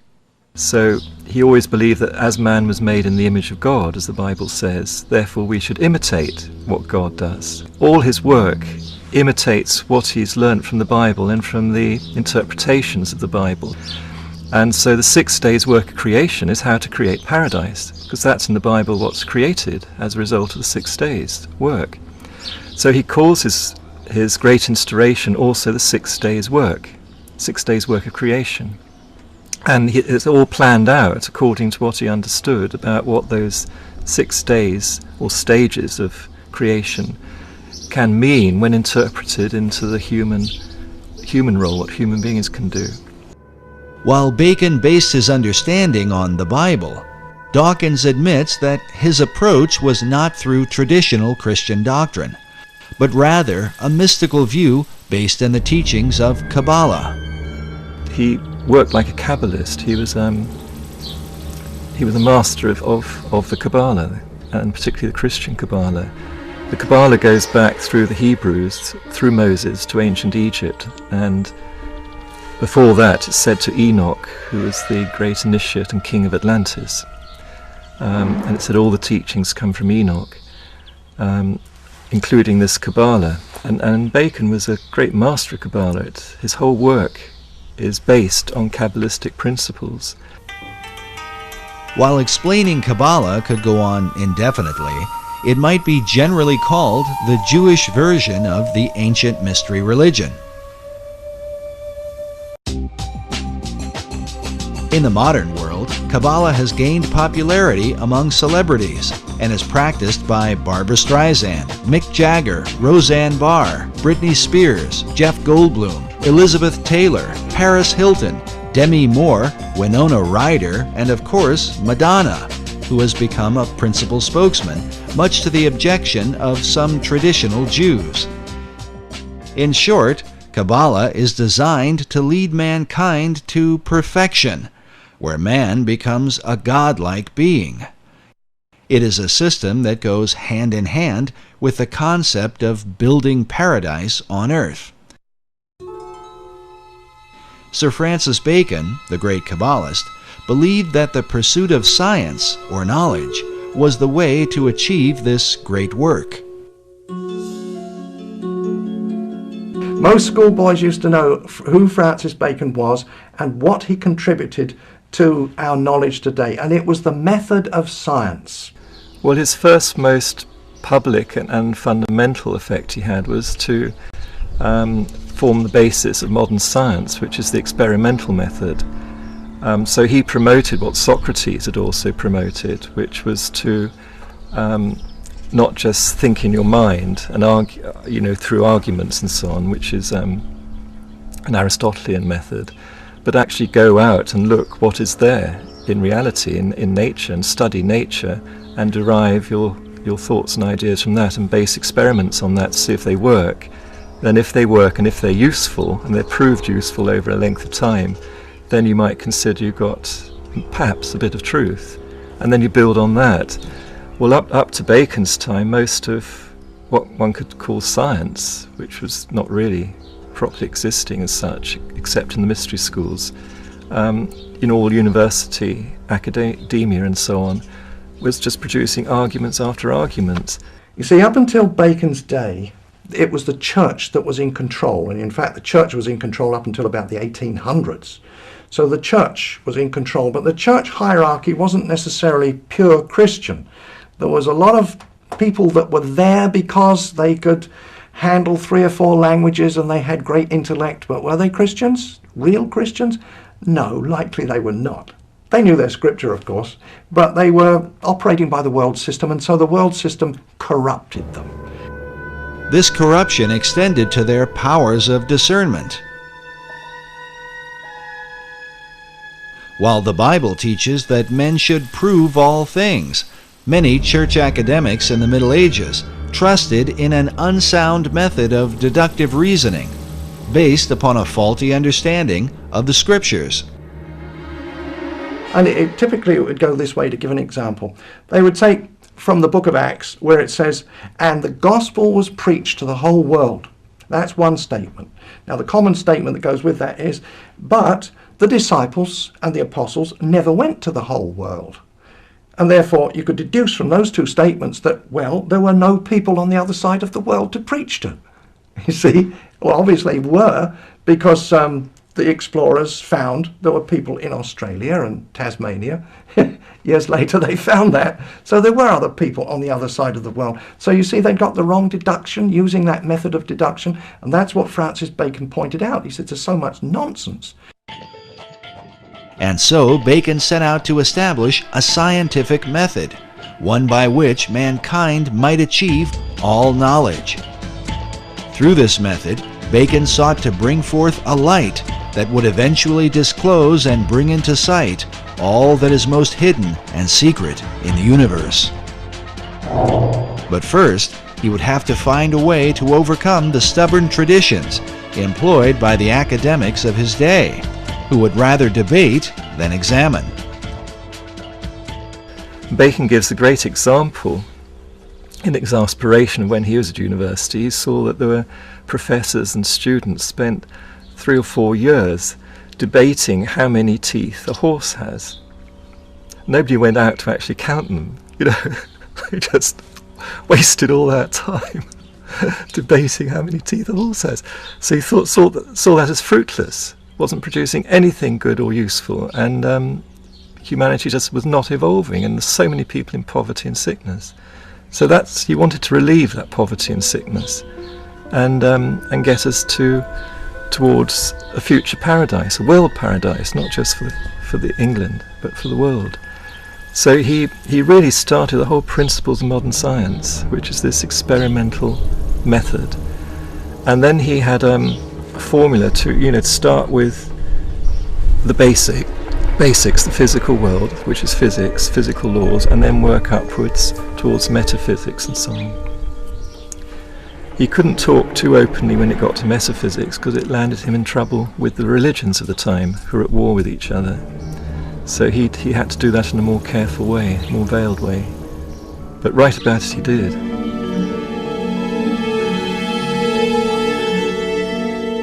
Bacon's metaphysical ideas led him into teachings that would have been condemned by both the Catholic and Protestant churches of his day. He is said to have made contact with the spirit realm, and that upon hearing a heavenly voice, he was given his life's work. To protect himself, he kept his practices veiled within secret societies, in particular the ancient Brotherhood of the Rose and Cross. The Rosicrucians had long believed that powers and principalities from the spirit realm possessed secret knowledge that might be used for the benefit of mankind. These and other teachings were to be kept hidden from those considered profane, and especially from the Church. The Rosicrucians had to be a secret society. Their object was to discover God's truths after him. But some of their methodology was bordering on witchcraft. For instance, the transmutation of base metals into gold. They claimed they could do it. I don't think so. They claim that they could communicate with angels and demons. Well, in the first place, the scripture tells you not to do it. But their idea was that if you could do that, surely those people, those creatures at least, the angels and the demons, they know a lot of things that we don't know. After all, they've been around since time immemorial, and they are familiar with heaven itself, so surely they can tell us many secrets. Well, the church, you see, would take a dim view of that, and they could be put to death for that sort of thing. The Rosicrucian Society had been formed in England prior to Bacon's birth, in part for the purpose of protecting Queen Elizabeth I. In the 16th century, the conflict between Roman Catholicism and the Protestant Church of England was at its peak. Mary Tudor, the daughter of King Henry VIII, took the throne and earned the title Bloody Mary. They were looking for another heir, and so there were no boy heirs of, or no legal boy heirs of Henry, but he had daughters. And so we have Mary. And Mary was now 37, she was one of his daughters, and so she was installed as queen, and that was just after he died, so that would be in 58. And she was a Catholic, a dyed-in-the-wool Catholic, and she had actually married Prince Philip II of Spain. Of course, he was a Catholic too. So the first thing that Mary did was to repeal those laws which permitted the Protestants to practice their religion. Repealed them and then forcefully put to death as many Christians that were of the Protestant faith as she could find. Within the confines of the data that we have, she put to death 300, so there was 300 martyrs there that we know about in the short 6-year reign that she had. No one was safe from Mary's wrath against the so-called Protestant heretics, not even her own sister. Elizabeth Tudor was also the daughter of King Henry VIII, with his second wife, Anne Boleyn, whom Henry had married after divorcing Catherine of Aragon, the mother of Queen Mary. When she was installed as queen, she put her sister Elizabeth I in jail because she was suspected of being a Protestant, so she went to the Tower of London. While imprisoned in the Tower, Elizabeth formed a friendship with a mysterious member of the court, a mathematician and mystic named Dr. John Dee. He was known in the early Elizabethan days as the real wise man, the magus, and he was into a lot of esoteric study. You know, he was certainly an initiate of the wisdom traditions. Dr. John Dee was one of the foremost geniuses of his day. John Dee was 34 years older than Francis Bacon, and John Dee was a mathematician, lived in London. He was a mathematician and astrologer to Queen Mary, Tudor. That's Bloody Mary. While Dee began in Mary's service, he soon fell out of favor because of his bizarre experiments, and some say his friendship with Elizabeth. In any case, Dee was imprisoned under suspicion of sorcery, an accusation that would follow him throughout his life, and one that seems not unfounded considering his system of magic is still practiced by many occultists to this day. One thing that he is most noted for today among occultists is that he and a fellow named Edward Kelly, who was a medium, did magical invocations related to the Book of Enoch to produce an entire, what today is called, Enochian system of magic. And it's this incredibly complex language and alphabet and cubes and magic squares, and it's extremely complex, and it's very, very powerful.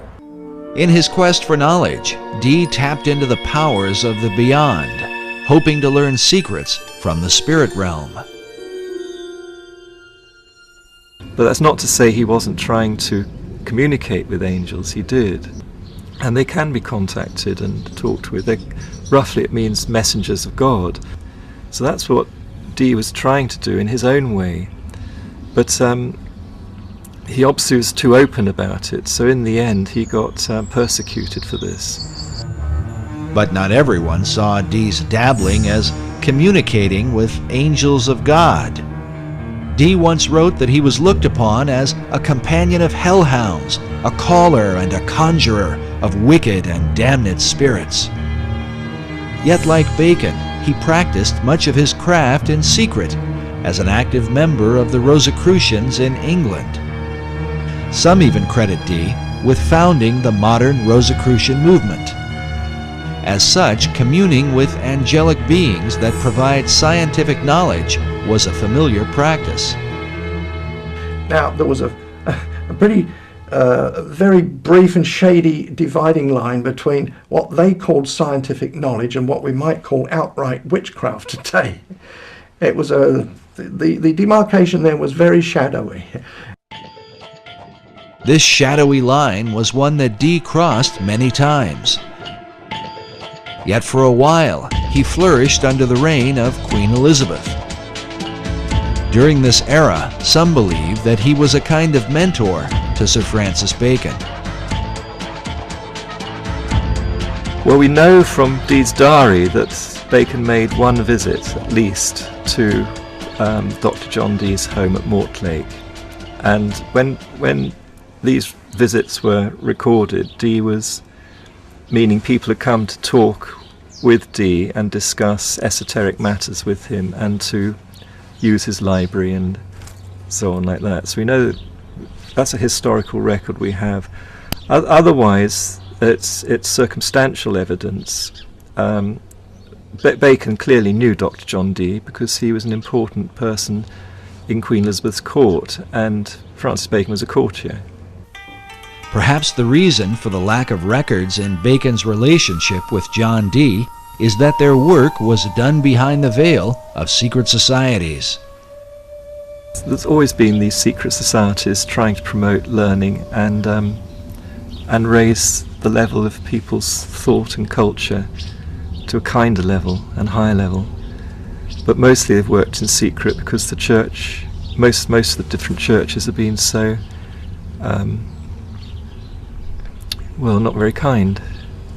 The problem we're dealing with here is that Europeans discovered an awful lot of information, and very important, good, solid information of sciences that had been, developed richly elsewhere and that were brought into Europe and were so threatening to Christianity that they had to be suppressed. We know what happened to Galileo, and we know what happened to endless numbers of Giordano Bruno and so many others in science. They had to go underground.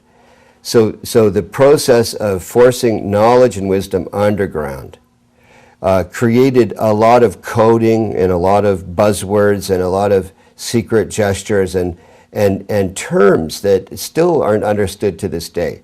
So Dee is amongst that group. While men such as Galileo were persecuted for representing scientific knowledge, the secret societies of the Elizabethan era were in danger not for the knowledge they possessed, but how they obtained it through occult practices of summoning spirits and conjuring demons. They were, nevertheless, determined to continue for the cause of science and learning. Dr. John Dee led the way in this arena. His method became known as angel magic because of his contact with spirits that Dee believed were sometimes good and sometimes evil. At one point, Dee's angels compelled him to visit the Holy Roman Emperor, Rudolph II, and tell him that he was wicked and that if he did not repent, God would throw him down. Incredibly, Dee obeyed the angels, visited the emperor, and established a friendship that would help to protect him from persecution later on. In his experiments, Dee worked with a medium named Edward Kelly. Kelly was the one who often made contact with the spirits Dee communed with. In a diary entry of June 8, 1584, Dee records a startling account. He claims that Kelly was greatly troubled when the angels tried to persuade him that Jesus was not God, and that no prayers ought to be made to him. They further claimed that sin did not really exist, and that man's soul simply moves from one body to another, in what sounds like reincarnation. Upon hearing this, Kelly was apparently distraught, and believed they had contacted evil spirits. Nevertheless, the angels provided Dr. Dee with gifts of knowledge.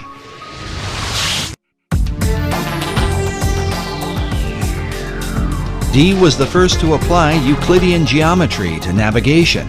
He built the instruments for and trained the first great navigators. He is credited with coining the word Britannia, or Britain, and his influence laid the foundation for what would become the British Empire. He made his own maps and is said to have charted the northeast and northwest passages in his attempts to increase the wealth of England by gaining access to the New World. And believe it or not, the New World has been secretly influenced by his example. John Dee is considered the original wizard. He was the inspiration for the character of Prospero in Shakespeare's The Tempest, and for Christopher Marlowe's Dr. Faustus. In the modern world, Dee was the role model for J.K. Rowling's Albus Dumbledore in the Harry Potter books, the character of Gandalf in Tolkien's Lord of the Rings, and even Ian Fleming's James Bond. Few people know that John Dee was the original Agent 007 in Her Majesty's Secret Service. Ian Fleming got the idea for his designation 007 for James Bond from the fact that that was how John Dee would sign his correspondence when he was overseas working as a spy for Queen Elizabeth. He would always sign his name 007. And that's where the concept came in for James Bond. Because James Bond was originally intended to be kind of a modern day Dr. John Dee, although it never really developed that way.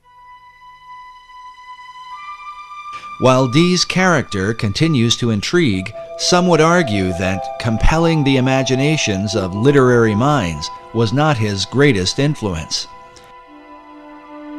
This image shows what appears to be a wizened old man passing a lamp in the dead of night to a younger man in Elizabethan clothing.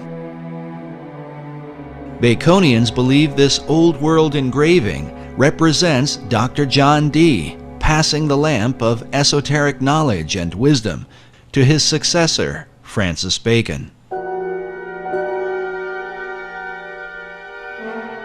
Both Bacon and Dee were men of science, dedicated to the advancement of learning.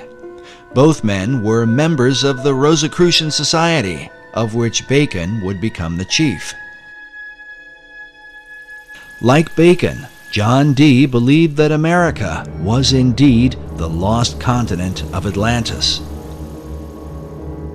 But where did he get this idea?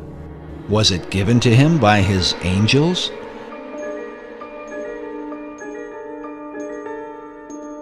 And did he pass this concept on to Francis Bacon? We can only speculate. But when Queen Elizabeth took the throne, the dream of colonizing this new Atlantis would come closer to being a reality. When Bloody Mary, as she was called, this was Mary Tudor, who had been now on the throne and persecuting the Christians, and she died, perhaps ironically, with a false pregnancy. And so when she died in 1558, then after that, Elizabeth I came in as queen. And so there were questions of what day should be chosen for Elizabeth's coronation. The coronation of a new ruler was an important event, the timing of which, it was believed, could determine the success or failure of a monarch's reign. To ensure her good fortune, Elizabeth called upon her old friend, Dr. John Dee. He was the Queen's astrologer too. He computed the date for her to be crowned. Astrology in those days didn't mean necessarily what we understand it to mean today. There were some odd things about it, but there was a study of the stars that we would call today astronomy. So they had to know about the movements of the stars and the planets, and they were pretty knowledgeable about that. So it was a strange mixture of astrology and astronomy. So that's what he was doing. It's debatable how the efforts of Dee's astrology impacted the course of England. But when the new queen took the throne, it marked the beginning of an unprecedented era in English history. During this time, the language of the New World would be transformed, ancient knowledge would unfold, and the course of the philosophic empire would be established. The modern world would be changed forever, largely because of Queen Elizabeth I. And she was bright. This was Queen Elizabeth of England, one of the brightest queens that England has ever had. Whether she was a true Christian or not was perhaps doubtful, but at least she did support the Protestant cause and not the Catholic one.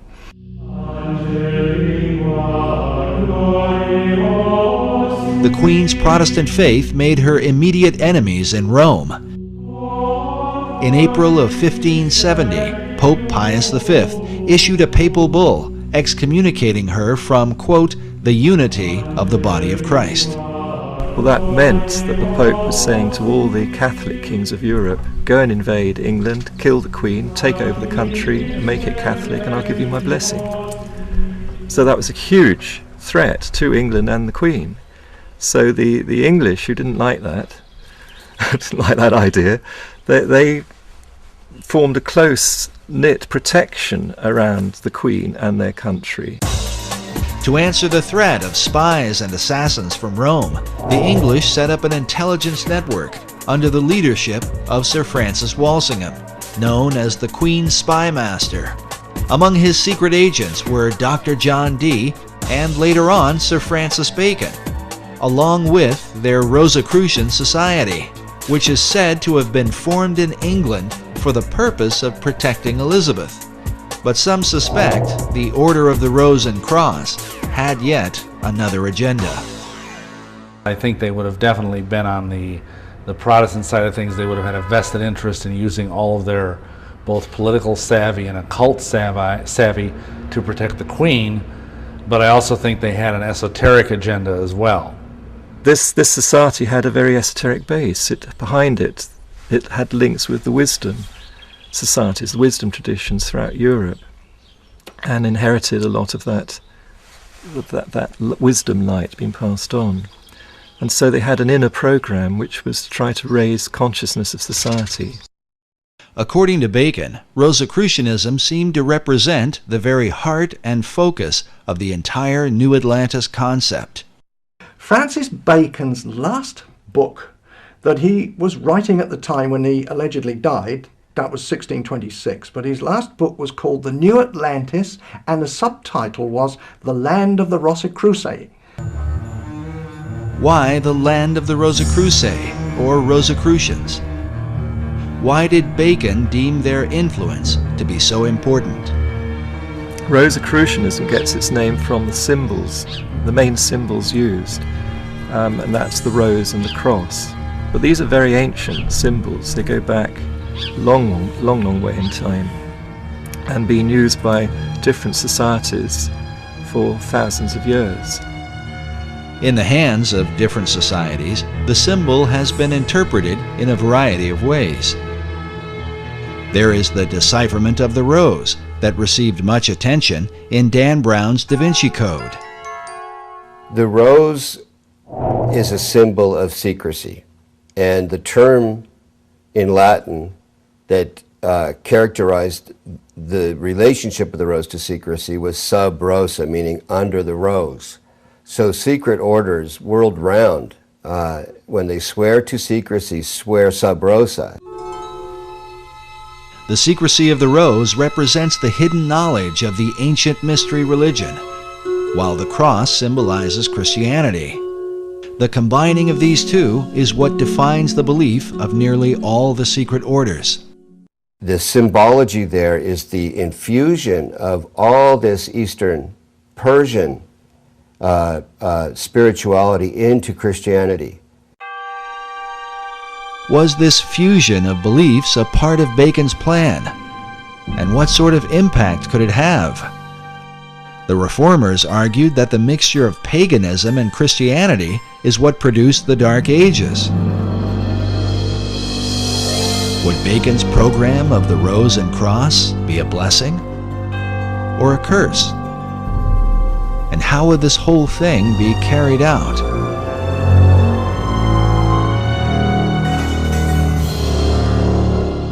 When one follows the Rosicrucian trail, John Dee was a very, very key influence in the historical Rosicrucians, and some say even the founder of it, the first president of it. But at some point, the presidency was given over to Francis Bacon, and he was in charge of the Rosicrucians, not just in England, but it spread right through Europe, and was following Bacon's particular program. And outwardly Bacon called his program the advancement of proficience of learning. This advancement of learning represented Bacon's desire to transform the world through knowledge. But he recognized that the key to obtaining knowledge was in a people's ability to communicate. As such, Bacon worked to reform the English language in ways never before realized. And it is a bit strange that the English language, as crude as it was in the time of Bacon's youth, by the time he died, it was becoming one of the most refined languages. But in England at that time, the English was dreadful. It was garbled with all kinds of different dialects, because if you think about it, England was made up of the Saxons, the Danes, the Gauls who had invaded, they were the Frenchmen, and they had a whole mixture of languages. So very often one Englishman could not communicate with another. To address the problem, Bacon surrounded himself with writers and poets who were like-minded. All these people, these kind of intellectual people, they all read and wrote in Latin, but they said, look, we need an English language. We're going to be a great country. So they needed a language and literature. So how to develop that skill? And that's what, I think that's principally what Bacon did. He gathered around him a literary society, you know, writers, poets, artists as well. And some of them were employed to, as part of the Secret Service of Queen Elizabeth. And they had communications with people all over Europe, in all the different countries of Europe. And from their letters they derived the roots of new English words, which they invented and put out. These new words were put out through a variety of literary works, books and poems and plays of the theater. Bacon's circle of writers and poets were largely responsible for the explosion of English literature during the Elizabethan era. They included such notable authors as Ben Jonson, Christopher Marlowe, Sir Walter Raleigh, and Edmund Spenser, to name a few. In addition, Bacon was dedicated to bringing the sacred knowledge of the ancient world to English-speaking people, knowledge otherwise kept hidden by the barriers of language. When he died, and subsequent to that, they've culled together at least 2,000 books. Not books that he wrote, because obviously one man couldn't write that number, but he had what he called a scriptorium. These were scribes who he paid to write for him. When he was the Lord High Chancellor of England, he had wealth, and he used to pay the scriptorium, these scribes, and he paid people to translate the classic books, Homer's Iliad, all the old Greek, the Roman classics, and all those classics, Livy, translate them all into English and put them in books. It turns out too that Bacon had a printing press. He had a factory with using brass plates for printing. That was his own thing. Nobody knew about that until rather recently. But nevertheless, there were 2,000 works that we know of that passed through his hands in one way or another to give literacy to the English public. Printing presses to make these books available to many people at a cheap price. But Bacon's purpose and that of his literary society was to prepare the people of the Old World to colonize the land of the New. As the term colonization scheme suggests, the launching of Bacon's plan for America was not by chance, but by design. It could be said that his great scheme began at an early age, perhaps when he was sent by Queen Elizabeth I to the court of France, where he was inspired by the example of the French poets.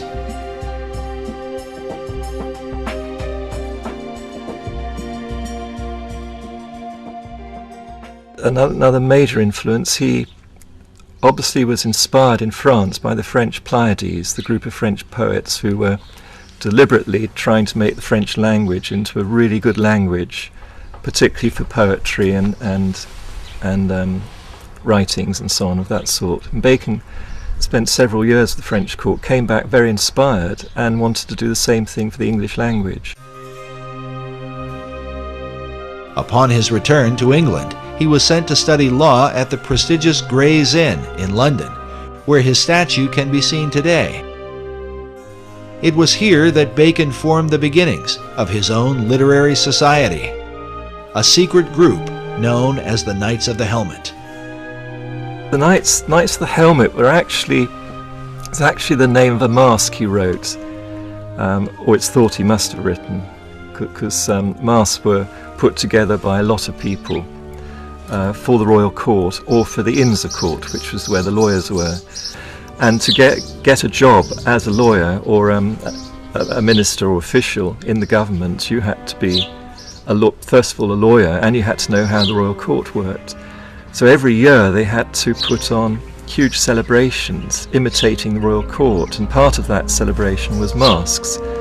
And many people were involved in creating these entertainments with their masks. Francis Bacon just one of them, but he became a key one, and he wrote quite a lot of the mask material, which one can identify. You know, once you get to know Bacon and his writings, you can identify what was done. And he's acclaimed by the lawyers as being the great one who inspired them and led them and wrote for them, you know. But the Knights of the Helmets was the name of one of the masks at a key moment when the whole Shakespeare authorship, the name the Shakespeare was being used for the first time. The Knights of the Helmet took as their inspiration the Greek goddess Pallas Athena, who carried a spear and who wore a great helmet, a symbol of secrecy. According to tradition, one that wears the helmet of Athena becomes invisible. And they had to swear allegiance to it. And not only that, Athena, the goddess Athena, carried a spear that she shook in the eyes of ignorance. And she was one of the greatest goddesses among the Greeks, ruling through intellect and man's wisdom. Even as Dr. John Dee had been inspired by angelic beings, some researchers believe that a spiritual encounter with Pallas Athena gave Bacon the inspiration for his life's work. Well, in some of those cipher writings that he had written, he writes there how this, he heard an heavenly voice. The voice he heard inspired him towards secrecy and to imitate the work of God. The Divine Majesty takes delight to hide his work, according to the innocent play of children. Surely for thee to follow the example of the Most High God cannot be censored. Therefore put away popular applause, and after the manner of Solomon the king, compose a history of thy time, and fold it into enigmatical writings and cunning mixtures of the theatre. That was his mission in life. And for the rest of Bacon's life, he was dedicated to that one purpose.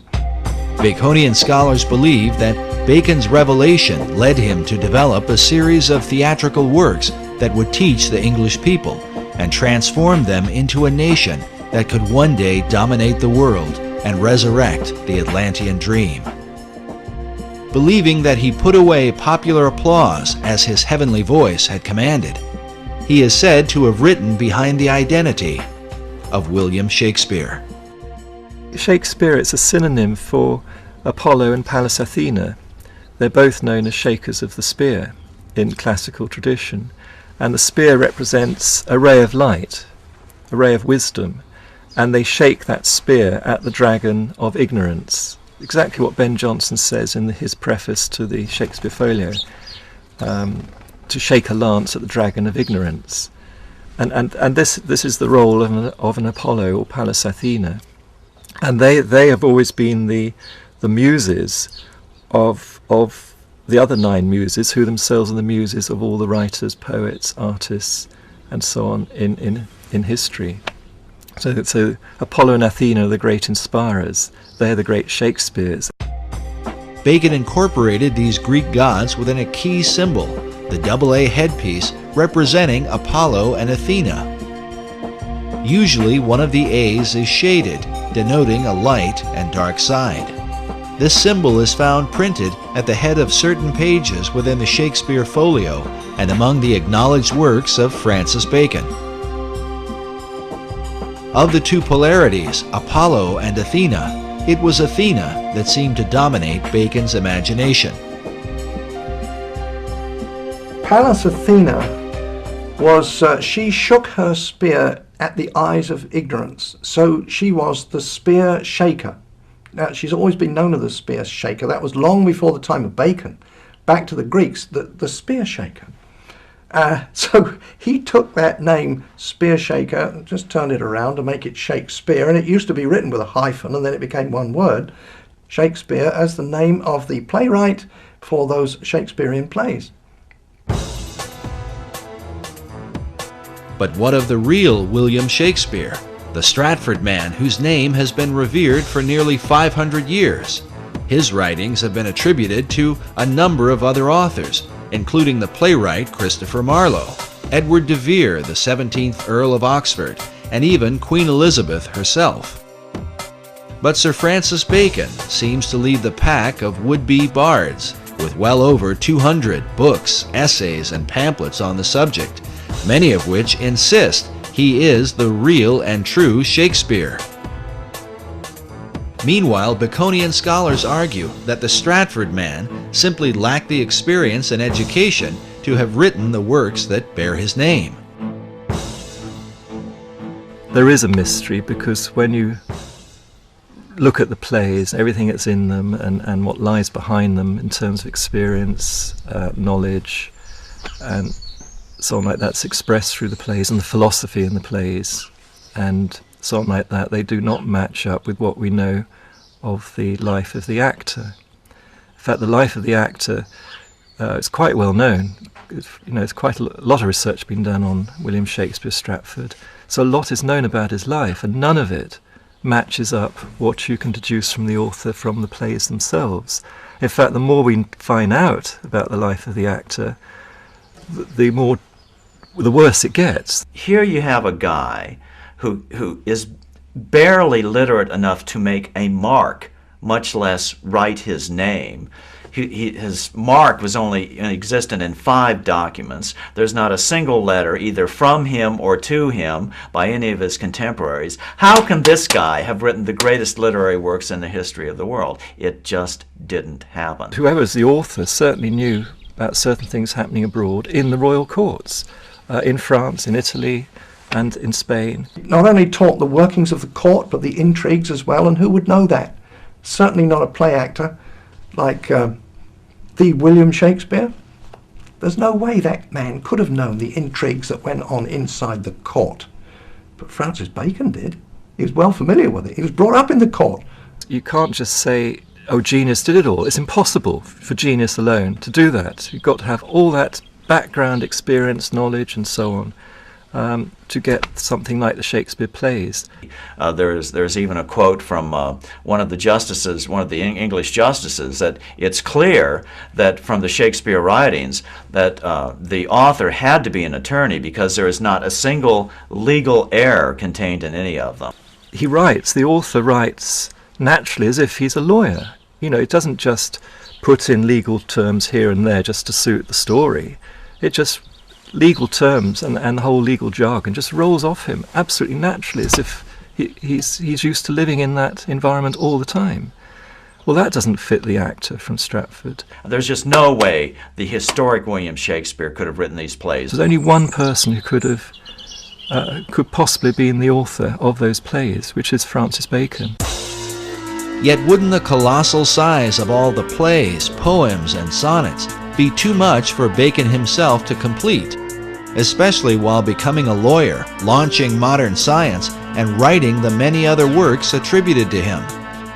This could be where the Knights of the Helmet took part, as evidence suggests that the plays may have been the collective effort of Bacon's literary society. We know from historical records that Bacon actually had a literary group around him. Some of them were actually paid, employed by him, and others just did it voluntarily.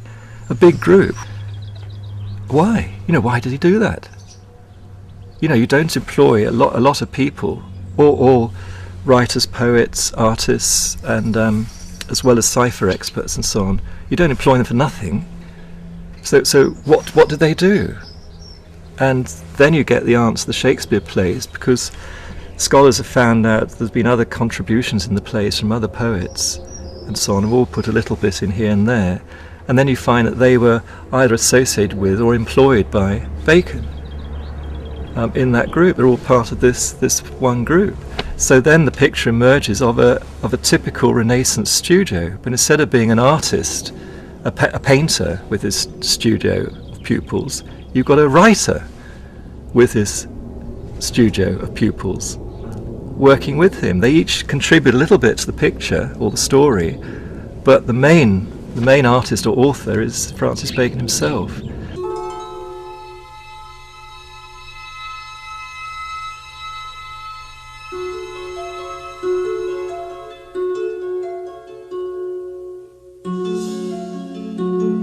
But in the town of Stratford-upon-Avon, people come from all over the world to view the birthplace of the man considered to be the greatest literary mind of all time. In Stratford, they hold a strong view against the suggestion that Shakespeare was anyone but himself. It's a conspiracy theory, and it's all aimed at toppling the greatest writer who's ever lived. There is a Shakespearean trust in England, and these are people who are dedicated to the cause of supporting and maintaining that William Shakespeare, the actor, was the actual playwright. I think it's highly unlikely. Dr. Paul Edmondson is the head of education at the Shakespeare Birthplace Trust in Stratford-upon-Avon. In this debate, he is known as a Stratfordian, not just because of where he lives, but because of his traditional view of Shakespeare. The Stratfordians are considered the academic adversaries of Baconians. We asked Dr. Edmondson to comment on the Bacon-Shakespeare theory. It first occurred in 1785. A vicar just outside Stratford got to the age of 80, and then there's some report of him burning the papers that he'd been working on, as if in his later years he just kind of renounced any theory that he had about Bacon. It was taken up in 1856 by, what a surprise, Delia Bacon, no descendant, but she wanted to prove that Bacon wrote the plays. She even went as far as having herself locked in Holy Trinity Church to dig up the grave of Shakespeare, convinced that some manuscripts would have been inside the grave saying, "I did not write the plays, it was Bacon instead." And she didn't get as far as digging up the corpse of Shakespeare, and later she went mad after the publication of her book. But her book was groundbreaking. She had good support from Nathaniel Hawthorne, Mark Twain. She knew literary figures in the States. Mark Twain was certainly convinced that the historic William Shakespeare did not write the Shakespeare plays, and this is a guy. How can you deny his conclusions? He had the money to investigate it. He had the time to investigate it. He's not known as a crackpot in any other venue. In 1909, Twain took up the Bacon-Shakespeare controversy with his own book titled Is Shakespeare Dead?, in which he questions the reputation of the Stratford actor in his lifetime. He's saying that in Shakespeare's own life, no one regarded him as being important or famous or a brilliant playwright or anything like that. It was only 2 or 3 generations after his death that suddenly the historic William Shakespeare became a big deal. So however, the plays enjoyed immediate success and immediate prominence. So how do you explain that? That's simply not true. There's all sorts of evidence that he died and that he was remembered after his death. First of all, there's the very significant memorial bust in Holy Trinity Church, which not only is an early likeness of Shakespeare to give us a sense of what the man actually looked like, but it also mentions him as a great writer. On the inscription of the monument, "See living art," but paid to serve his wit. I'm paraphrasing there, but it mentions living art and looking at the page rather than the monument, which is an echo of, or prefigures possibly, the commendatory verse of Ben Jonson, Shakespeare's friend and contemporary playwright, at the front of the first folio.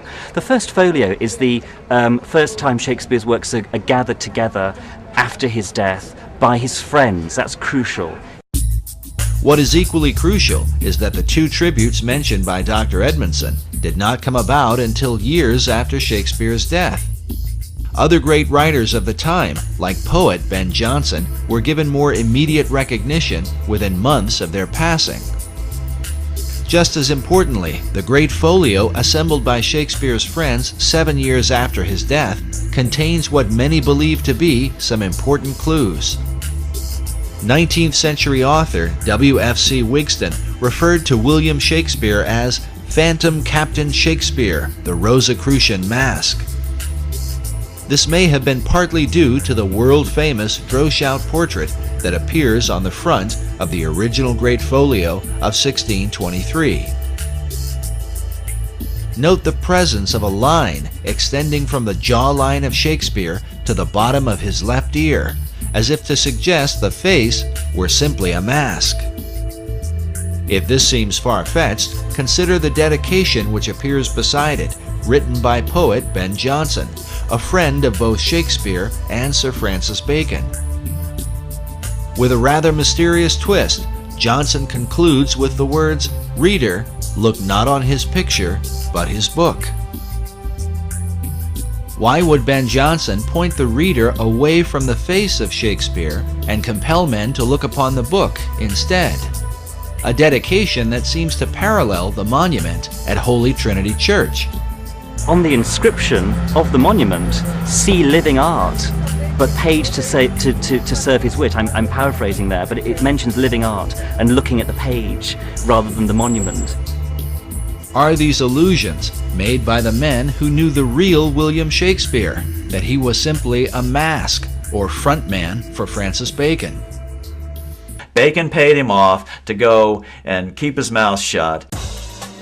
The monument at Holy Trinity Church refers to the page that serves Shakespeare's wit. But when one looks upon the page beneath his hand, it turns out to be blank. Some Baconians believe this is a secret code, alerting the reader that the Stratford man himself wrote nothing. The empty page is said to match the empty expression on the face of Shakespeare, who Baconians argue could barely write his name. It's actually a big embarrassment to, you could say, the academic fraternity that believed the actor wrote the plays. The question of Shakespeare's literacy is often mentioned because of the few known signatures he left behind.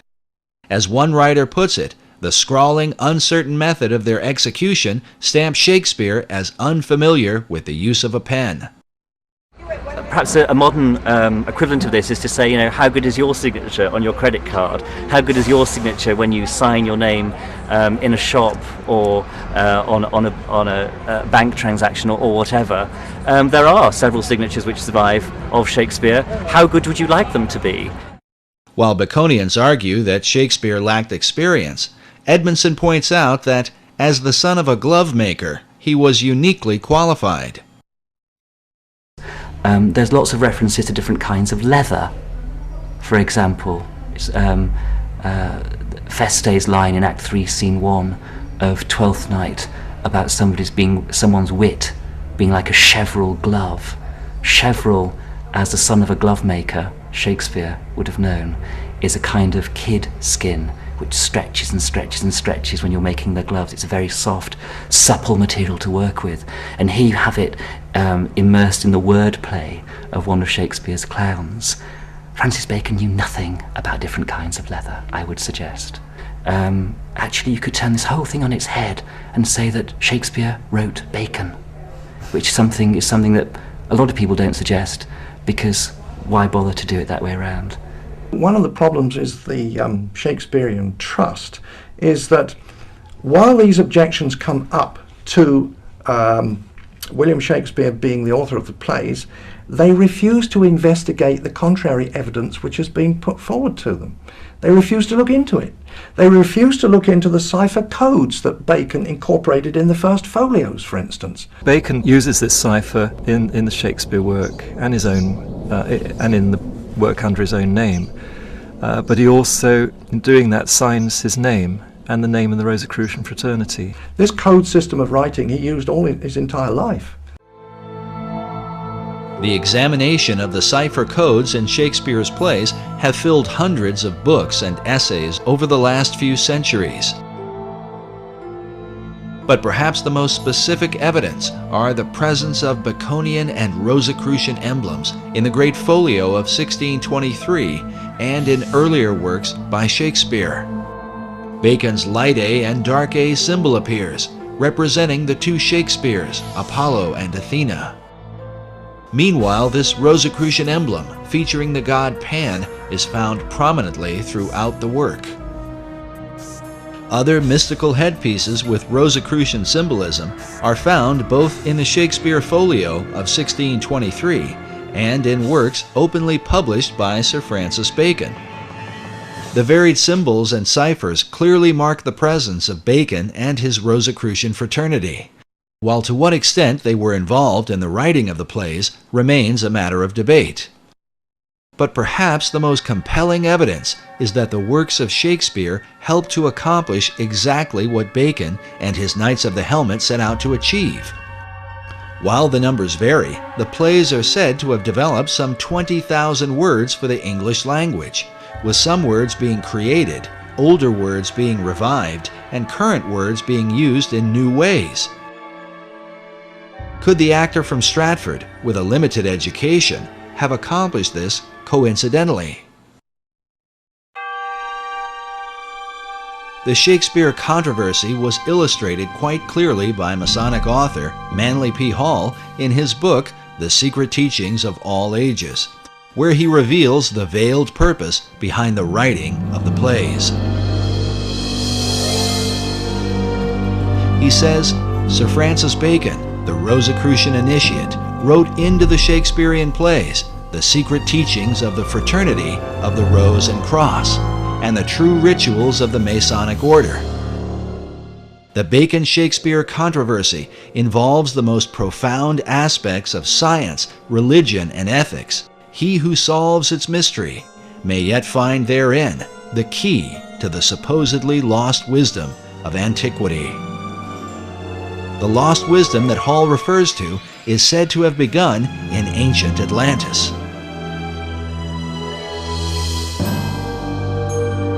Is this the real key to understanding Shakespeare?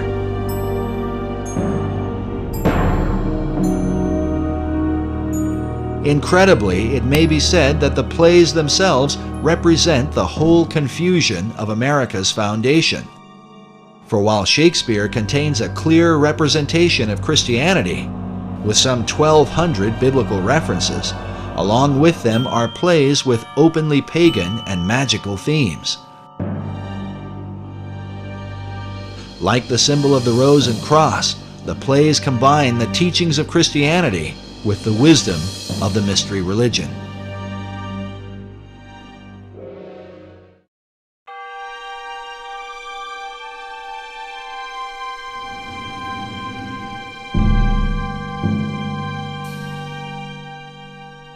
The purpose in blending religions in this way might have been to avoid the wars and conflicts that have afflicted men over the centuries.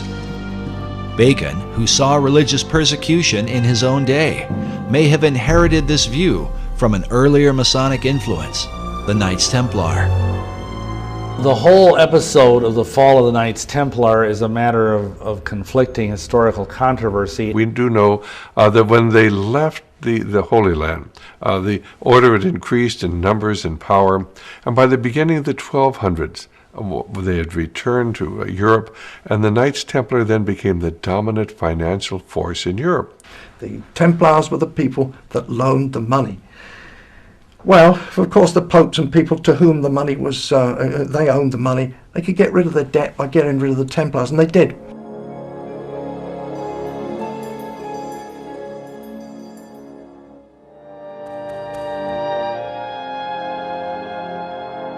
But in addition to the issue of debt, the Templars were accused for embracing certain religious doctrines they had picked up during their time in the Holy Land.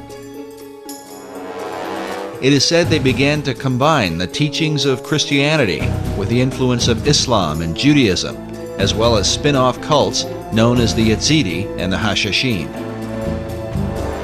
What people did not understand is they had adopted the teachings of the ancient esoteric religions. And they were decreed by the Pope in 1308 in Europe and 1309 in England that the Templars should be disbanded, if not hunted down and killed.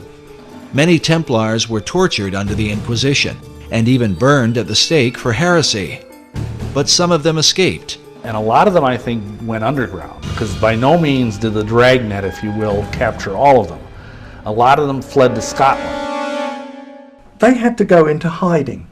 And one of the places they found to hide was the Masonic Lodge. There's no question but that the Knights Templar are the real fulcrum of the latter development of Freemasonry. And that's not saying that Freemasonry did not pre-exist the Knights Templar. It did, as the builders, as guilds of builders throughout Europe. It is from the influence of the Knights Templar that many believe Masonry began to develop its modern philosophy. A philosophy literally carved in stone, and found in one of the most intriguing monuments of the Western world. Just outside of Edinburgh, Scotland, is the Rosslyn Chapel, a place that may well provide a door to understanding Masonry, the Knights Templar, and the ancient plan for America. It very conclusively demonstrates a profound relationship between Scotland and the Templars and the Freemasons, which is not really any big revelation. But of course, the whole idea is that the three things go together. The chapel was built in the 15th century by William St. Clair. The tomb of his ancestor of the same name, and who died a century earlier, is found within. His name, as it appears, William St. Clair, Knight Templar, is believed to be a link between the Templars and the Scottish Masons who built this mysterious chapel. The chapel the foundation stone was laid in 1446, and it was finished about 1492. So it took 50 odd years to build. And the interesting fact is that William St. Clair, the builder, was 50 when the job started, and he died when it stopped. So this man was uniquely old, because in medieval times you wouldn't expect to live perhaps more than 35 years or so. But William St. Clair was into his 90s, so he was a remarkable character all the way around. Everything about him was remarkable, including the legacy he's left us. The legacy of Rosslyn Chapel seems to be the very essence of the Templar belief and that of secret societies everywhere. The removal of all boundaries concerning world religion. As noted before, this Gnostic theme is well captured in Dan Brown's best-selling book, The Da Vinci Code, a work that has created worldwide controversy. During our visit to Rosslyn Chapel, we encountered Erwin Lutzer, author of the book, The Da Vinci Deception. Of course, as we know, Rosslyn Chapel has become famous because of the Da Vinci Code. And you have people coming from all over the world staring at its ceilings, trying to crack its codes. As we walk through it, it's very probable that the Masons who built it had a field day. They decided that they were going to combine all kinds of mythological elements along with the Bible. So you have Masonic elements in the chapel, you have some pagan elements, you have Christian elements, and they're all thrown together. Rosslyn Chapel is probably one of the most extraordinary buildings in the world. It is like a Disneyland of Masonry and Rosicrucianism. I think the chapel is an enigma. It satisfies the needs of a great number of people who come to Rosslyn for a whole raft of reasons. If you're a Knight Templar or a Freemason, if you are an American looking for some links with the New World before it was discovered, if you're a Sinclair, if you're religious or an art historian or an architectural historian, an esoteric, Rosslyn has got something for you. If you're a paganist, we have over 110 green men. Most churches will have 1 or 2 green men, but we have over 100 of them. The green man is a representation of an ancient fertility god, just one of the many pagan icons in the chapel. And so Rosslyn, not only does it offer a great many things to different people, but it also offers a mystery. The mystery, he explains, is that Rosslyn Chapel, while designed as a Christian church, is filled with so many religious symbols, a person is confused about what they are compelled to worship. It's like having a VCR. You know pretty much what it's meant to do, but you can't actually make it work properly. No one can follow the instructions. And the chapel is like that. We know it's a church. That's fair enough. But it has so many other little stories connected with it and mysteries, and the carvings are not particularly clear, and they can be interpreted one way or another. And so for everything you see in the chapel, there's probably 3 answers. And that, I think, is its great appeal. Centuries after its construction, researchers continue to question the overarching message of the chapel. What was the intent of its design? It may have had a point for the Masons who made it, in the sense that there were various messages that were conveyed. Essentially, Masonry's doctrine, foundationally, and they will even say this publicly, is universalism. which is the idea that basically all religions are the same. It doesn't matter what religion you are, as long as you're sincere and devout in your beliefs, and that all men, they say, may gather at the hospitable altars of Masonry no matter what their religious belief. So in that sense, they're very much part of pushing toward a one world religion, and to view biblical Christianity as basically the enemy. Because biblical Christianity makes unique claims about itself that none of these other groups, the Rosicrucians, the Masons, any of these groups, will acknowledge. Some of us are convinced it's important that Christianity be held distinct from some of the elements that are found here in Roslyn Chapel. After all, the message of Jesus Christ is very, very unique. But throughout history, you've always found those who want to blend together various ideas, various organizations, and various religions. And here at the Roslyn Chapel, people can come and they can practically see anything that they want. But within the monument is evidence, not only of what the Templars and Masons came to believe, but perhaps a reflection of things to come.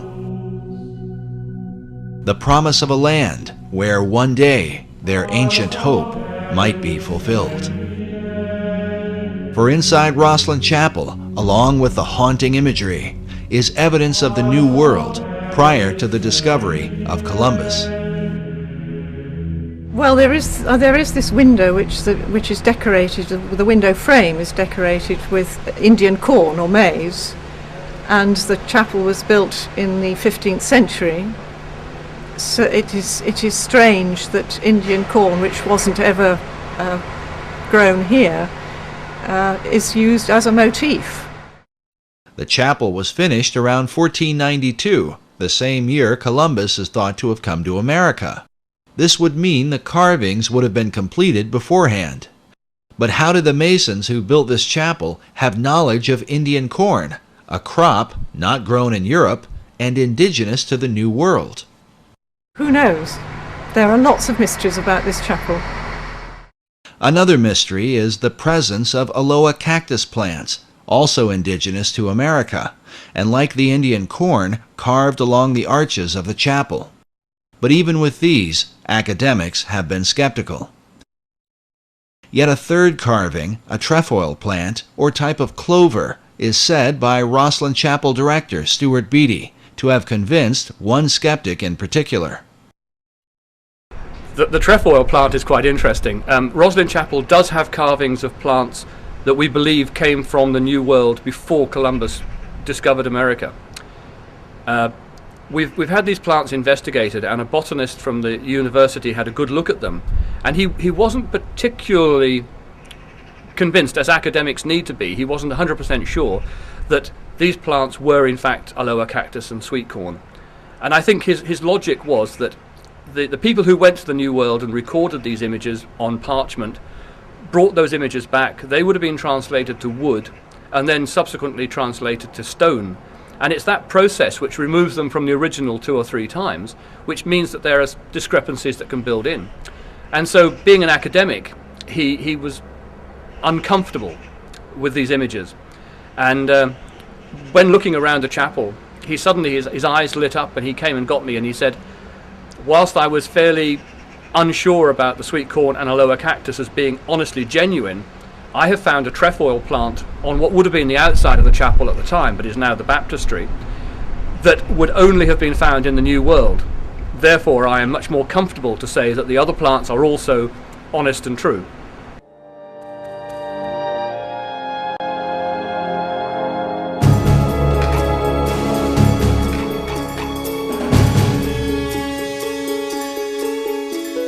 When the Templars were arrested in Europe, many of them are said to have escaped with a great fleet of ships that were never to be found.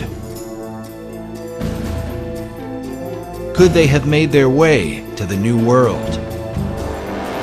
If so, they could have handed down this knowledge through secret societies to men like Francis Bacon, and before him, Christopher Columbus.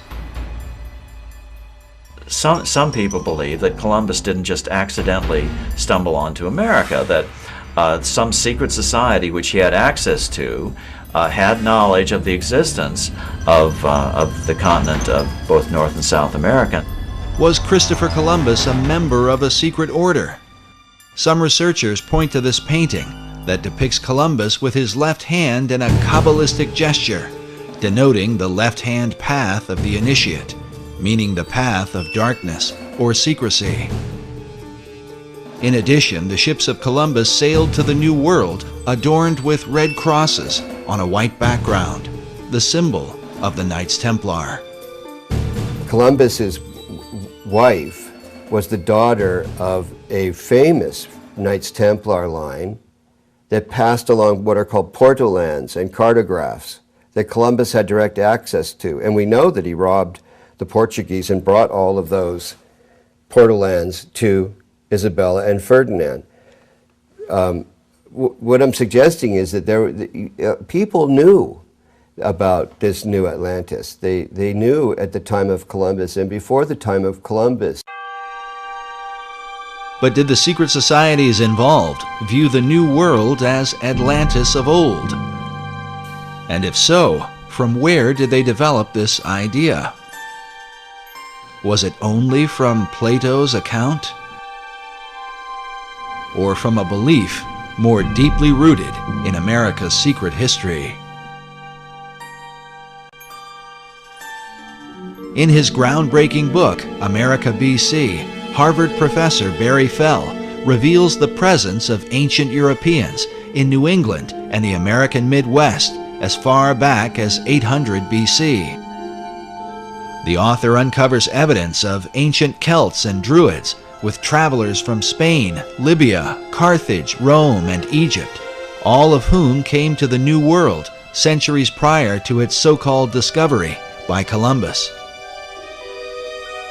His research exposes that the all-seeing eye was present in places like Vermont and New Hampshire long before the new order of the ages was declared. Does this stand as proof that America was indeed known by the ancients and that its destiny has been the plan of secret societies from long ago? Sir Francis Bacon believed it was his mission to reform the world in preparation for building paradise on earth, to lead mankind into a new age. And Bacon himself called himself the herald of the new age, which is the title of Elijah. And in tradition, Elijah is said to come again and again to prepare people for the coming of the Messiah, or coming of the Christ, which has many different interpretations. As shown before, the Masonic Christ is perceived as the hypotenuse in the 47th proposition of Euclid. This rare Pythagorean symbol is found among the Masonic regalia of the 4th Earl of Rosslyn, whose family owns the Rosslyn Chapel. Oddly enough, this same emblem forms the heart of the design for Washington, D.C., known as the L'Enfant Triangle. Masonic author David Oveson claims that the entire city of Washington is based around this Pythagorean theorem. If so, America's capital might stand as the ultimate dedication to Bacon's great plan, a city designed symbolically to represent the Masonic Christ that Bacon came to herald. If these things are so, what can this mean for the secret destiny of America?